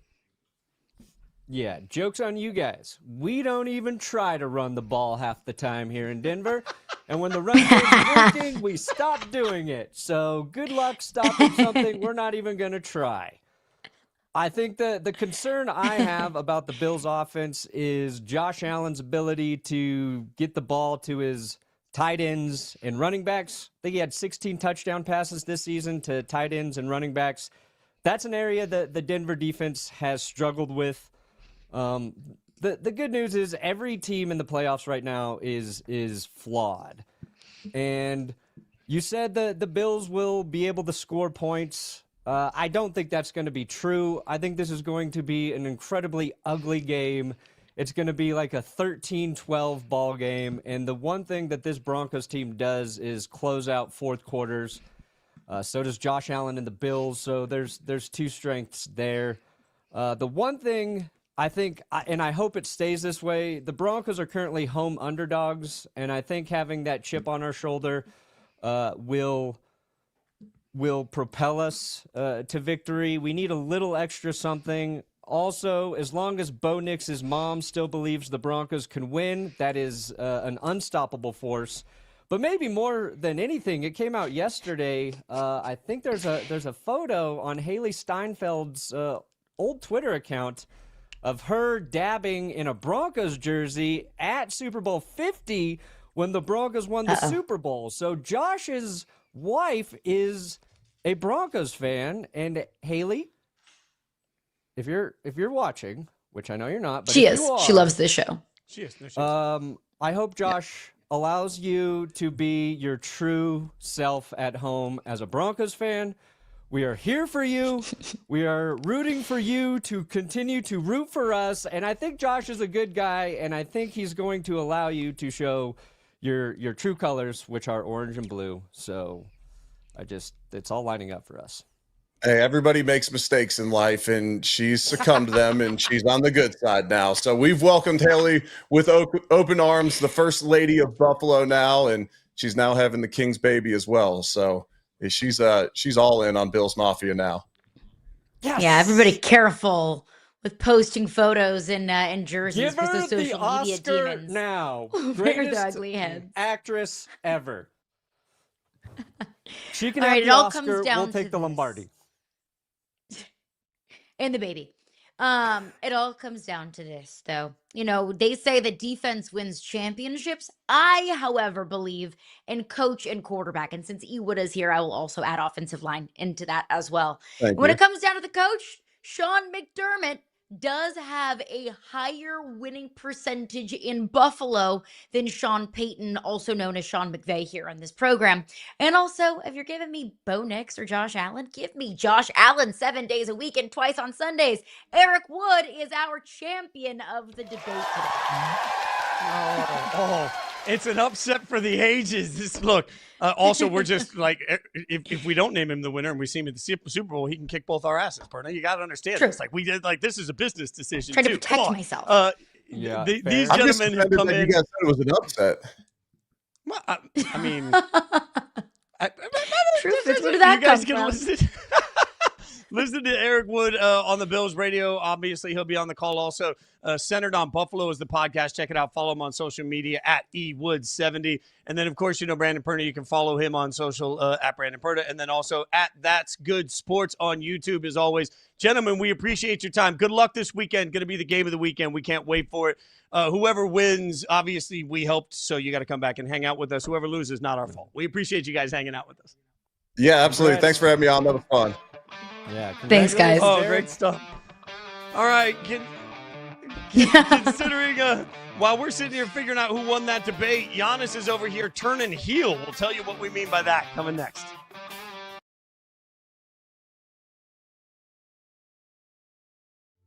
Alex Golesh to Auburn. I got no clue if he's going to win there. I am irrationally excited, though, about Alex Golesh at Auburn. I know what works at Auburn. I grew up around Auburn. We've seen a whole lot of what doesn't work at Auburn, haven't we, ladies and gentlemen? Yes, we have. You don't even have to be an Auburn fan to shake your head. The difference is Auburn people are shaking their heads frowning, whereas LSU and Bama and Georgia folks are shaking their heads laughing. I have a tweet that I want to read to you. Yes. Game 5 of last year, we lost to the Knicks. I didn't play very well. This was in New York. We came back, won Game 6, won Game 7. You tweeted, Tyrese Halliburton dilly-dallies around the perimeter too much on offense. Too much of a cone on defense. He needs to take this offseason to figure out who he wants to be. That's too hard. Sometimes I get emotional. If I change your mind, cool. That's part of being an athlete. I'm all game with it. There was a guy named Tony Khan, the head of AEW. In a million years, I never would have thought this guy would come on. He hated me. Wait, why? Because you guys had beef? We had beef, big beef, yes. Who do you not have beef with, Eric? Not that many people, but the point is, when it's beef, it gets magnified. Okay, it gets magnified. But Tony came in, we shook hands, we made amends, we hugged, and all was good. That's what grown-ups do. This new young generation coming into the NBA, like, what is the why for them wanting to do all these things off the court? And I mean, for me, it's always been like, what is authentic to me? When you're making the money you're making from the NBA, and God bless us, we're blessed. So now you got guys saving and doing right by their money that they make from the league. So when they get off the floor, it's like, you know what? I'm gonna go ahead and just do what I want to do. May not be the big ticket financially that I want, but it's authentic to who I am and what I want to do. Midway through Tuesday's 33-point loss to the Wolves, Giannis Antetokounmpo and the Bucks were getting booed. So then Giannis booed the Bucks fans right back. Are we witnessing the ultimate heel turn? Now, Caroline Fenton, you know my love of 80s wrestling. I grew up watching 80s wrestling as a kid. And for anyone that doesn't know, there's this moment in wrestling where you're a good guy. Everybody call it a face. You're a baby face. Everybody loves you. Giannis has been a baby face for years, right? But then there comes a time where your baby face characters sort of run out of gas, run out of steam. They got to figure out something to do.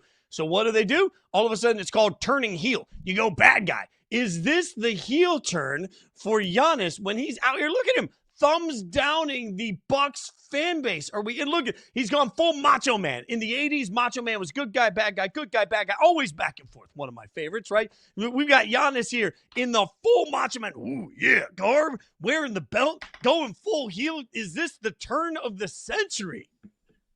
Yeah, Giannis's hands look to be just a wee bit too big on Macho Man there. But fantastic work getting Giannis's thumbs down and boos photoshopped onto Macho Man. It kind of feels like it a little bit because for so long, Giannis has been, the darling, the sweet little precious cutie pie baby cutie pie that everybody loves.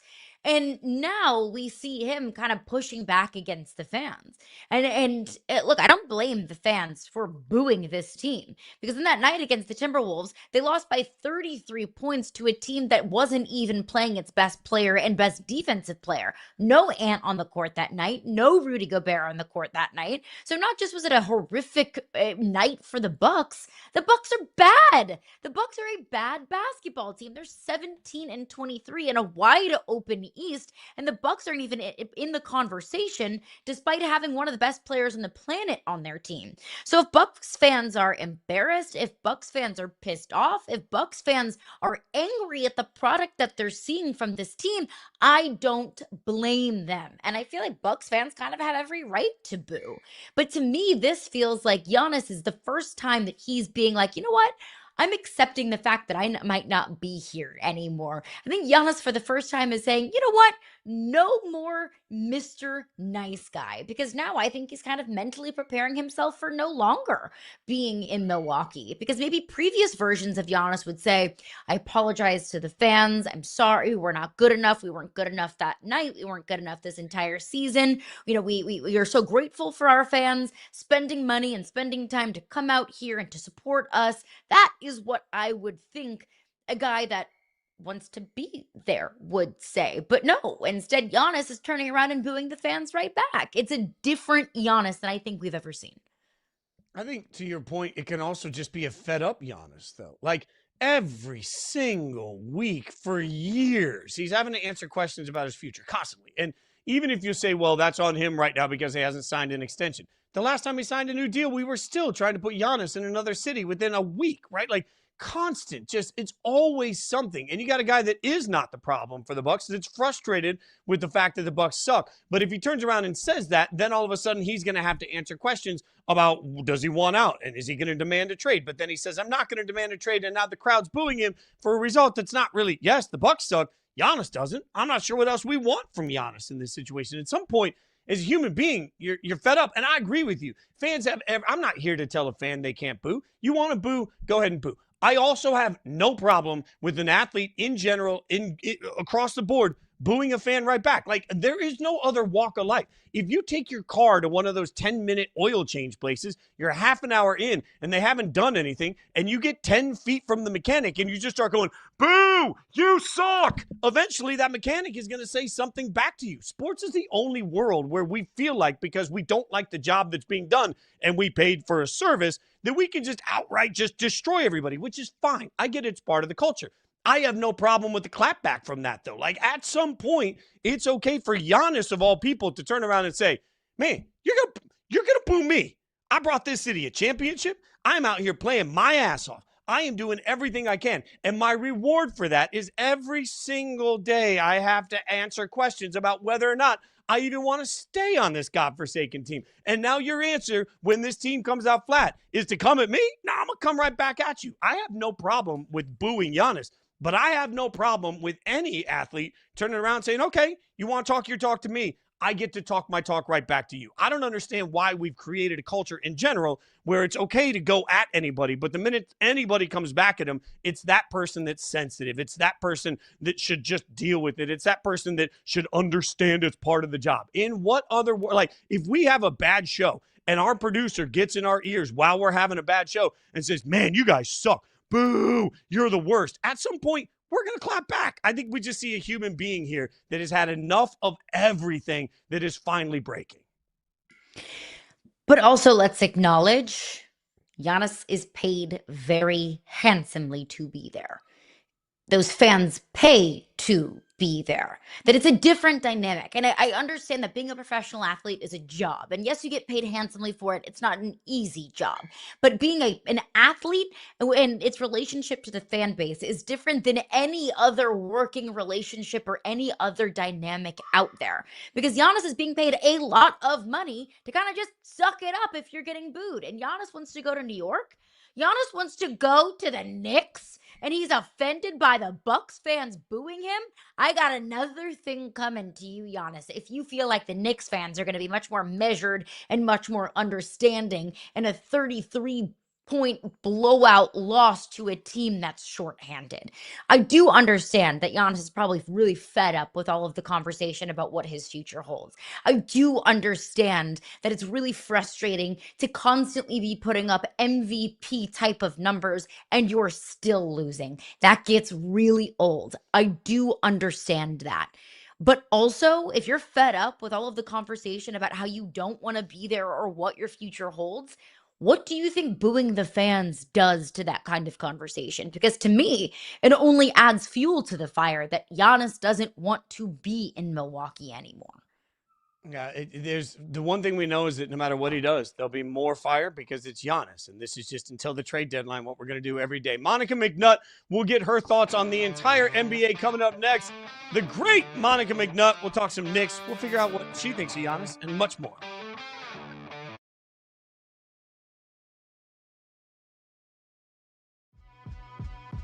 Perhaps you would be expecting me to say, nice to meet you, but we've actually met once before, Vince. Getting to be backstage at a wrestling event. Kurt Angle took a liking to me for some reason, and he introduced me to you. We were sitting outside having lunch, and he said, hey, this is Ariel. The only thing I remember you saying was, what are you, some kind of smart mark? What are you, some kind of internet fan?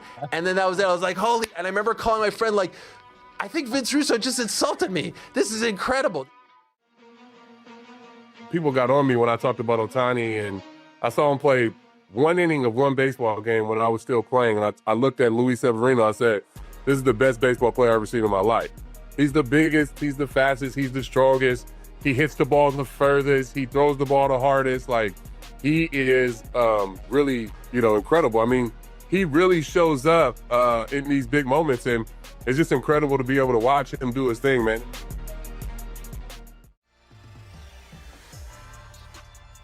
Every Sunday I'll have the thought, how on earth could a Titans fire Mike Vrabel? Mike Vrabel is one of the best coaches in the NFL and always has been. He's always gotten the most out of his talent. The New England Patriots making it back to the Super Bowl, just 6 years after Tom Brady leaves, when everybody was just dunking on the Patriots and, oh my goodness, Patriots are dead. And them making it back to the Super Bowl would be alternately cool and pretty fun to see everybody lose their minds over.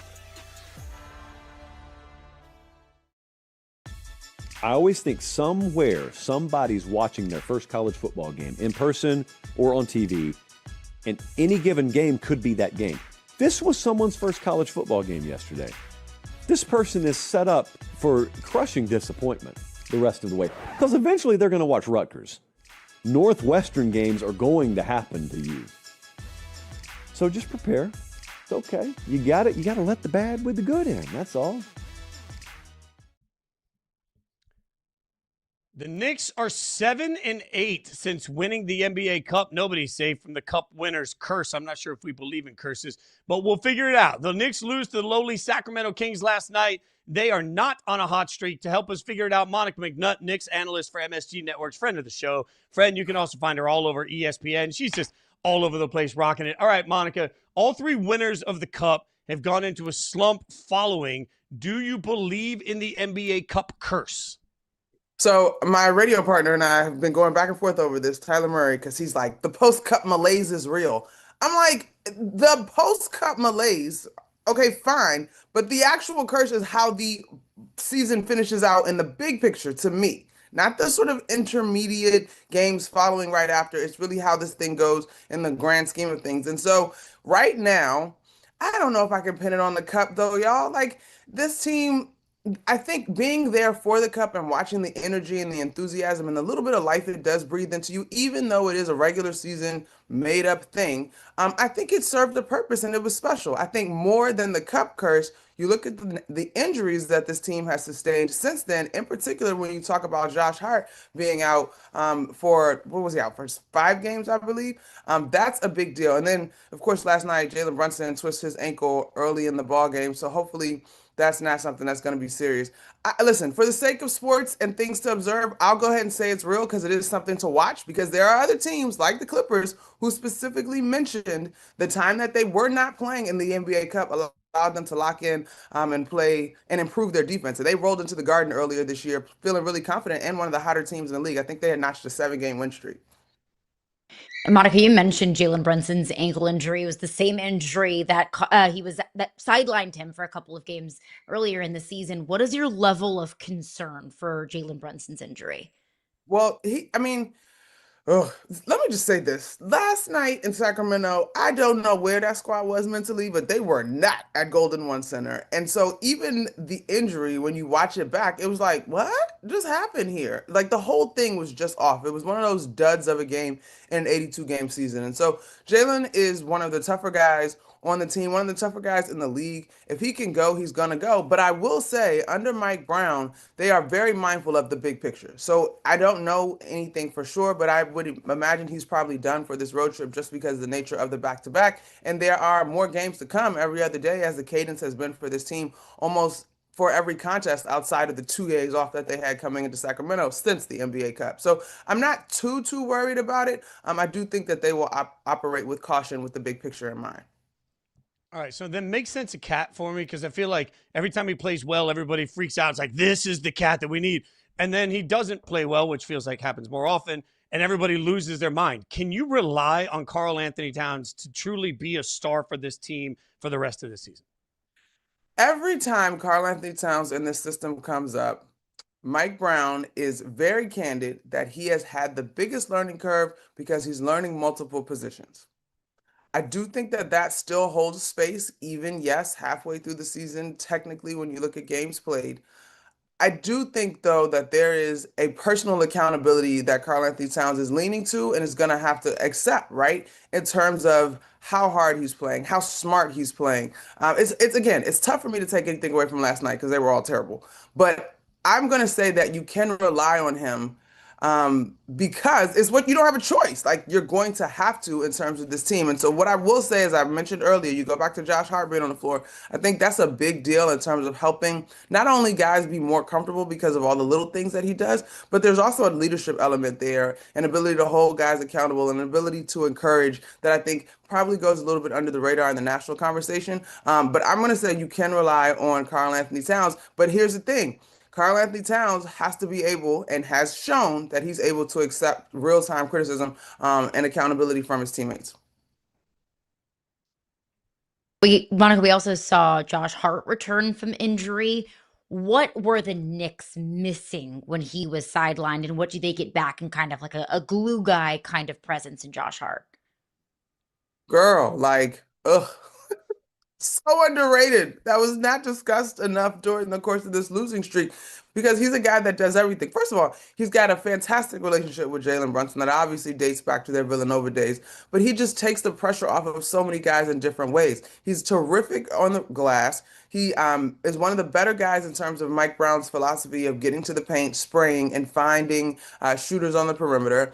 He's just energized. He's a solid defender. He can switch. He'll communicate. He's the type of guy that is like, look me in my face. Let's get it together.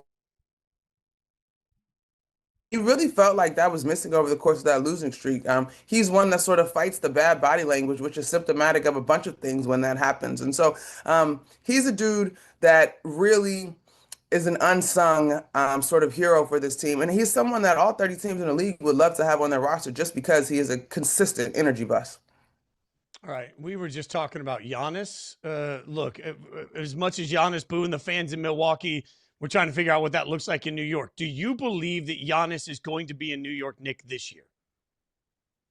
I don't think this is going to happen this year. As wonky as the start of the 2026 season has been, or frankly, the performance since the Cup, if you will, I do think that this team deserves an opportunity to go and get it. I think chemistry is something that is very fragile across sports, but particularly in the NBA. And I think people sort of forget, it's not an excuse, but it is something to consider. This is still only Karl Anthony Towns and Mikal Bridges' second full season in New York Knicks uniform. And OG Anunoby's on season 3, but he was injured most of season 1. So I think there's still some real-time learning that's happening with this New York Knicks squad. But I do think that they've shown, they're going into last night, they're second in the Eastern Conference. Their offense is top 5 in terms of efficiency. They've got all these fantastic metrics that make them a really good team. And I think they deserve the opportunity to go and compete and see what they can make happen this particular season.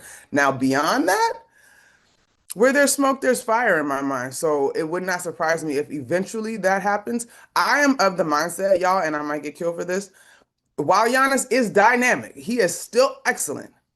I don't think he's as young as folks think. And I think when you look at the injuries and his postseason history in the last 3 seasons, is he going to be viable late?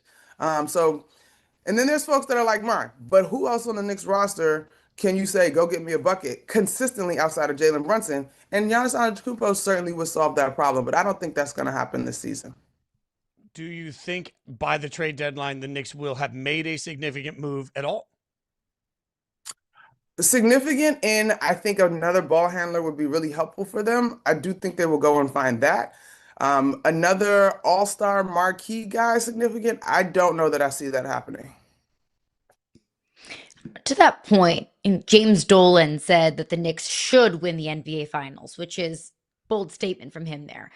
Are the Knicks, as currently constructed, true finals contenders? And do they fit that should win the finals kind of bill? And if not, what are they missing? And what do they need to add to be the team that should win the finals?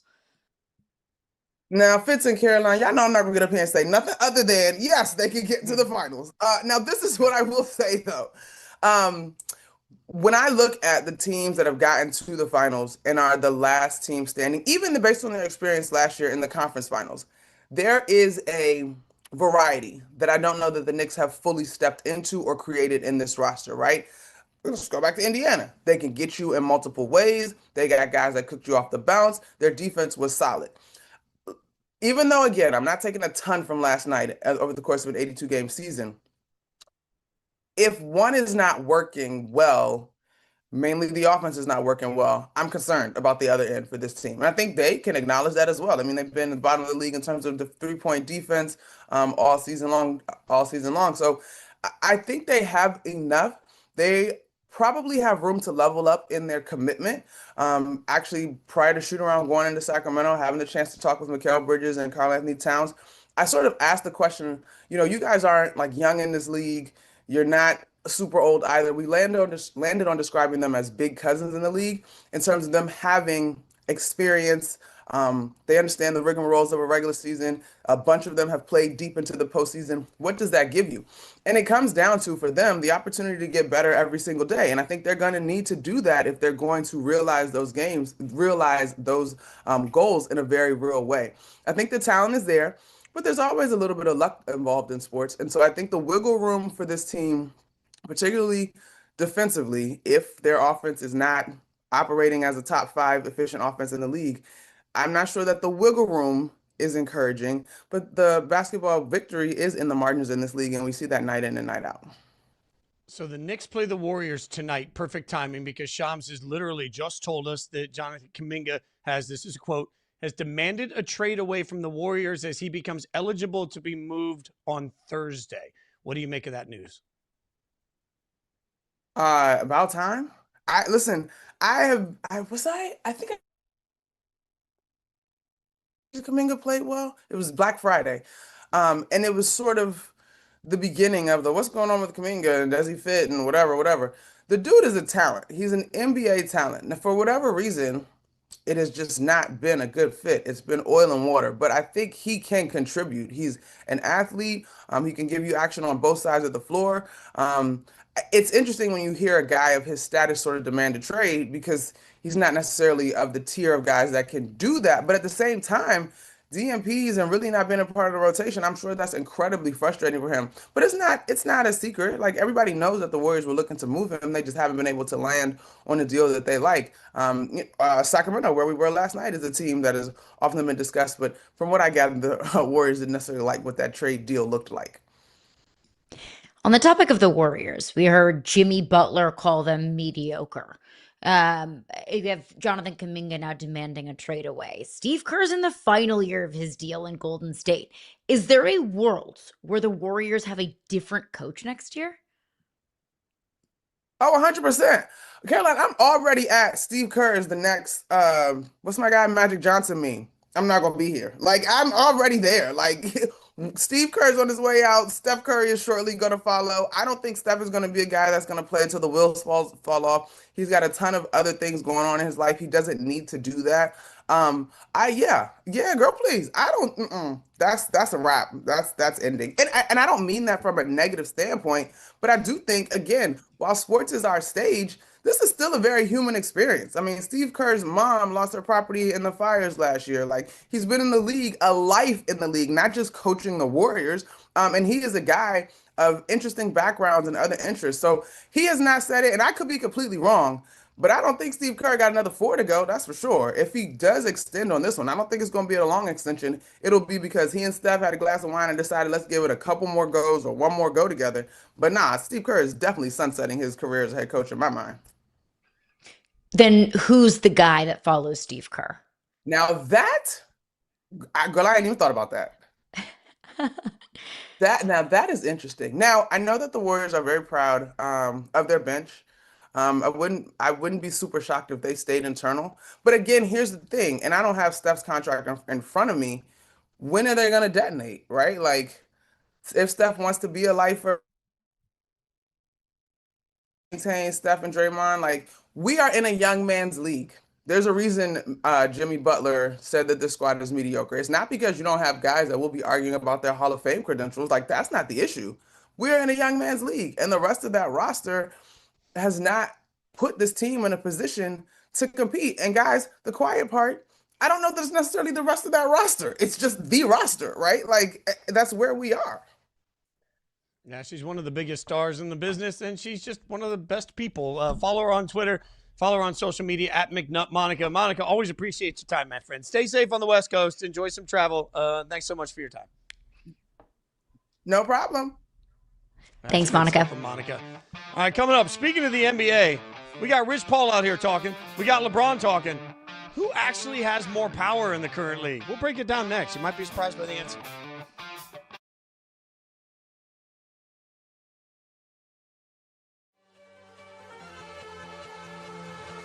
And I didn't have any gym equipment. I didn't live near a gym. So I would watch TV, and every commercial break, I'd jump on the floor and bust out some leg lifts from Jane Fonda, or I'd jump on the floor and bust out some push-ups from Herschel Walker. And my dad just saw me doing this for months. And he was like, yo, if you really are that committed, I'll work out with you. And that's really what got me going and doing anything that was athletic, was my dad. And nobody realized we're fighting for world titles, jerking curtains for a guy from Australia and a dude from the Caucasus region. I would never open a show for a dude from Australia, just so you understand. Why not? Ever. Why not? Why not? That's not a combat-driven country. That's not real. You can't get a scholarship and go to a college for any combat form in Australia. It's not real.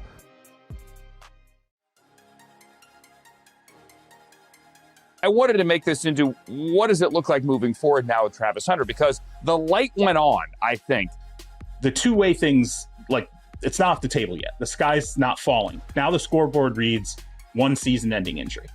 I think if there's another season-ending injury next year, it's done. Maybe the silver lining is, well, he rehabs this knee and goes through this process, his body finally gets a rest.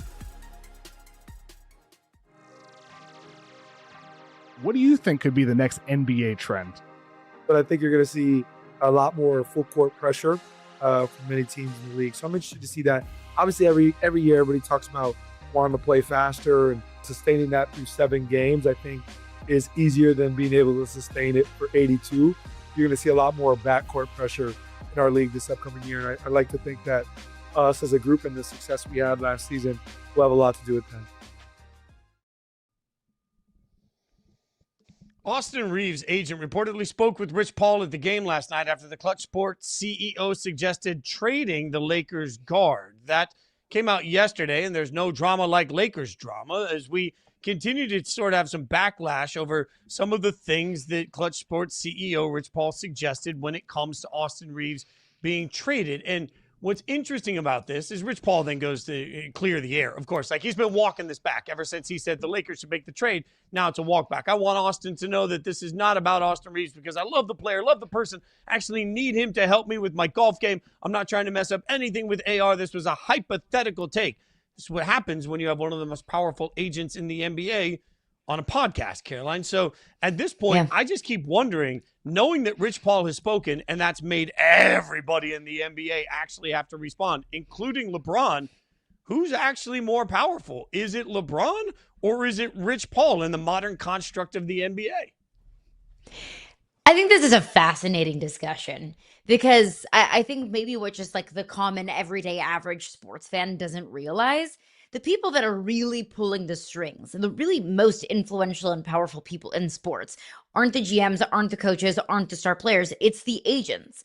Jimmy Sexton is the most powerful man in college football, and you probably don't even know what he looks like because he's behind the scenes basically controlling the contracts of all of these college football coaches. Tory Dandy is viewed as kind of the wide receiver agent in the NFL.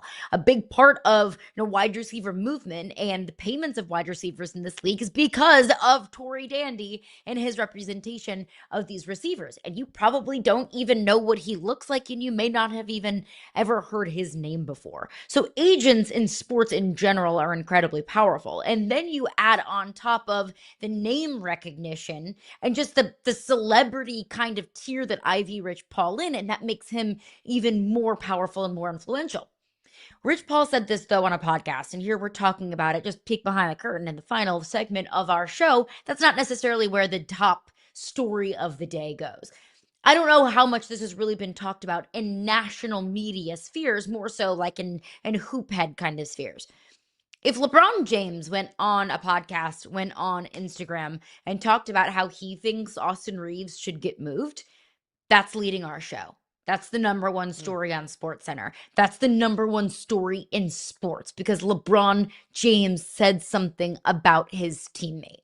So to answer your question, I do think Rich Paul is more powerful, but in a way, I think that LeBron James is more influential because LeBron James is LeBron James. He's one of the most recognizable people, not just in sports, not just in the US, but in the world. What he says matters, but Rich Paul is pulling the strings on the inside. I think that's a really important, it depends on how we define power.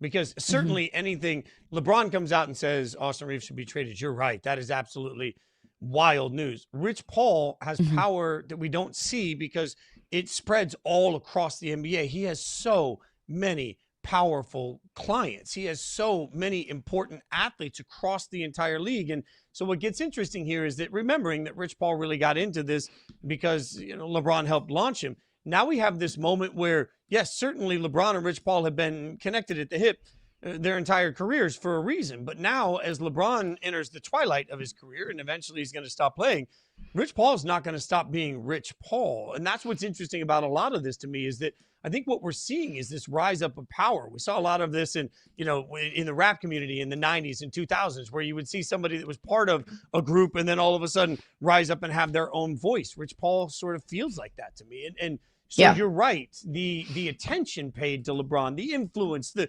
Q rating of LeBron, these are all things that matter exponentially more than just what Rich Paul can offer. But Rich Paul's power is that he knows what's going on with every single team. He can say things that influence every single transaction in the NBA. He can make transactions out of thin air. And that's where it sort of leads to some of the conversation that I have seen for the last 24 hours. Should Rich Paul even have a podcast? And my answer to that is should he have a microphone in front of him when he's an influential agent? Seems like a conflict of interest. Well, I had the luxury in my career of working around some of the best insiders in all of sports.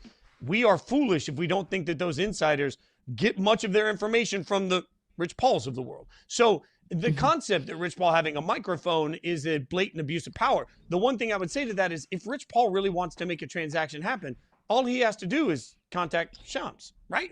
All Rich Paul was going to do is send a text when I was around Woj, certainly that's where Woj bombs came from, right? Adam Schefter is Adam Schefter in part because he has great relationships with agents across the NFL. So I think Rich has always had this voice. It's just we're not used to seeing him be this blatant with it. I'm not going to go through a middleman. I'm not going to use one of these insiders we all click on. No, I'm just going to go to the mic and do it my way. Much like athletes have started to pick up, hey, I don't need the media because I have my own voice. Rich Paul can certainly create transactions without needing Shams in that picture with him by simply sitting on his own podcast with Max Kellerman. It is different doing it yourself And it's not even just Rich Paul reporting news himself. It's Rich Paul saying, "Hey, like I think Jaren Jackson and Austin Reeves, like I like that kind of hypothetical. Like that's what we do because hey, that's what we do." Shams's job is not to speculate. Shams's job is to report. So it's not like Rich Paul is just reporting; he's speculating. I don't have an issue with Rich Paul having a podcast. Everybody has podcasts at this point. But I think what we all as sports fans need to understand is anybody with power and influence, and also can we just point out the size differential? Kind of funny. Anybody with power and influence is going to have an agenda, is going to have a certain narrative that they want to push. And that's not a bad thing. Anyone with any sort of influence is going to do it, is going to kind of manipulate the message to try and make you feel a certain way about it. Everyone who is speaking into a microphone, not us, because we don't have a hidden agenda, I promise you, we're not that important. But if you are an agent, if you are a GM, if you are a coach, if you are an athlete, there's always a certain reason behind why you are saying what you are saying. So I don't think Rich Paul is saying, "Hey, I think Jaren Jackson should be traded. I think Austin Reeves should be traded." I don't think he's saying those things just because it's S's and G's and why not, that would be fun. Rich Paul has a reason for that. So I think we kind of have to peel back the curtain and not just say, is what he's saying wrong? We should ask ourselves, why is he saying this? And who is telling him to say it? Well, and to that point, you're right. You and I don't have an agenda. Most of the people sitting in front of a microphone, truly, I know a lot of people refuse to believe this in a conspiracy theory world. Most people really don't have an agenda. It's deciphering the agenda of the information you get. Like, that's the thing. Like at some point, an agent told me years ago, figure out who wins from a report and you'll know who leaked it. So if you can see, all right, the team's going to benefit from this, then the team leaked it. If the player benefits from it, then the player leaked it. If an agent is benefiting, if an agent is leaking something to Shefty, to Shams, to whoever, to any of your insiders, if an agent's leaking to that, part of their job is to disseminate all of that and figure out, okay, what's real out of the information I'm getting. And then when they go to a microphone, they should have sorted that out. That's the hope anyway. But I actually like the transparency because fact is, most of the time we get a report, oh, this team is about to trade this player. The first thing I have to do is sit there and figure out, okay, well, who benefited from it and where did the report come from and what does that actually mean? And there's a lot of math to that. I'd rather just have the person, instead of that person going to an insider and saying, hey, what about this trade? Like, I'd rather have that insider go straight to a mic because then at least I know where the bias is coming from. I know why the report is out, and then I can figure out whether or not I think there's weight to it. So I think I hear you that it's a strong point that, frankly, everybody has a reason for it. I just like it being more transparent. I'm just one of those guys that I love the idea of Rich Paul sitting in front of a microphone and saying, hey, I think this trade can happen, and it would benefit my guy and my guy. I love that level of brutal honesty in the process, even though that's never what we get. But, okay, so who is most closely tied to Rich Paul? LeBron James. Can we view Rich Paul as a vehicle for LeBron James? Is Rich Paul saying that a Jaren Jackson for Austin Reeves trade would be a good thing for everyone involved? Is that LeBron James saying, I want Austin Reeves out of the Lakers? Or maybe. Is that's what we don't know. What we don't know right now is he actually doing the work of LeBron, or are we seeing this separation where LeBron is suddenly, because it goes one or two ways. Rich Paul and LeBron have been so attached. With this speculation coming out, he either did it because LeBron wanted him to do it, or he did it because he's so wholly on his own that he didn't talk to LeBron about it, in which case we need to think of Rich Paul a lot differently. If we're not thinking of him as Rich Paul and LeBron James, we're just thinking of him as Rich Paul. It's fair to question. And we won't honestly have the answer to that for months. Like, it's going to take a long time to sort out whether or not this is Rich Paul's voice or whether it's LeBron, but I know we'll be analyzing every second of it. We'll be back right here tomorrow morning, 9 a.m. for more Yahoo Sports Daily. She's Caroline Fenton. I'm Jason Fitz. Thanks for watching. Come back tomorrow.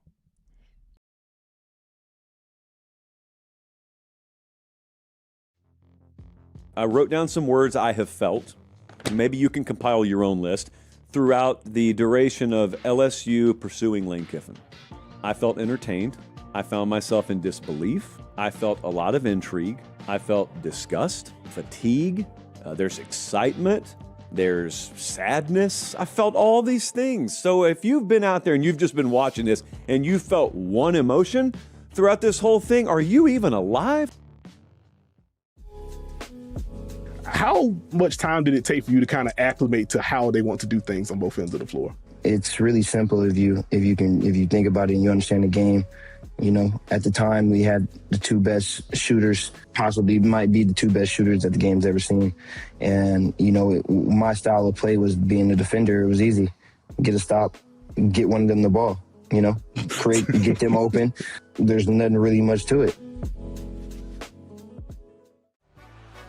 How are we feeling now? Because it's like, it's not the guys that we're used to seeing, but to put in a performance like this, obviously instills in me a lot of confidence for the World Cup. What does it do for you? The way in which they're playing with fire, with skill, scoring goals. I'm happy, bro, because like it was some dark times when you go for last Copa America, CONCACAF Nations League. I'm happy to see it. It's looking like things are starting to work out now. I think history will remember James Harden very fondly. I do. Over the course of time, they're going to see the amount of games played, the amount of big playoff moments, and you're going to see the lows as well. But I think people will look back on that era as the Warriors, this dynasty, and be like, oh, Houston was the team that gave them a real run. That's what I think people will look back on with Harden, and never mind everything you're saying. Not the no-shows and like game sevens, because that's kind of what I'm going to think of. I'm a Harden apologist. I am. It sounds like it.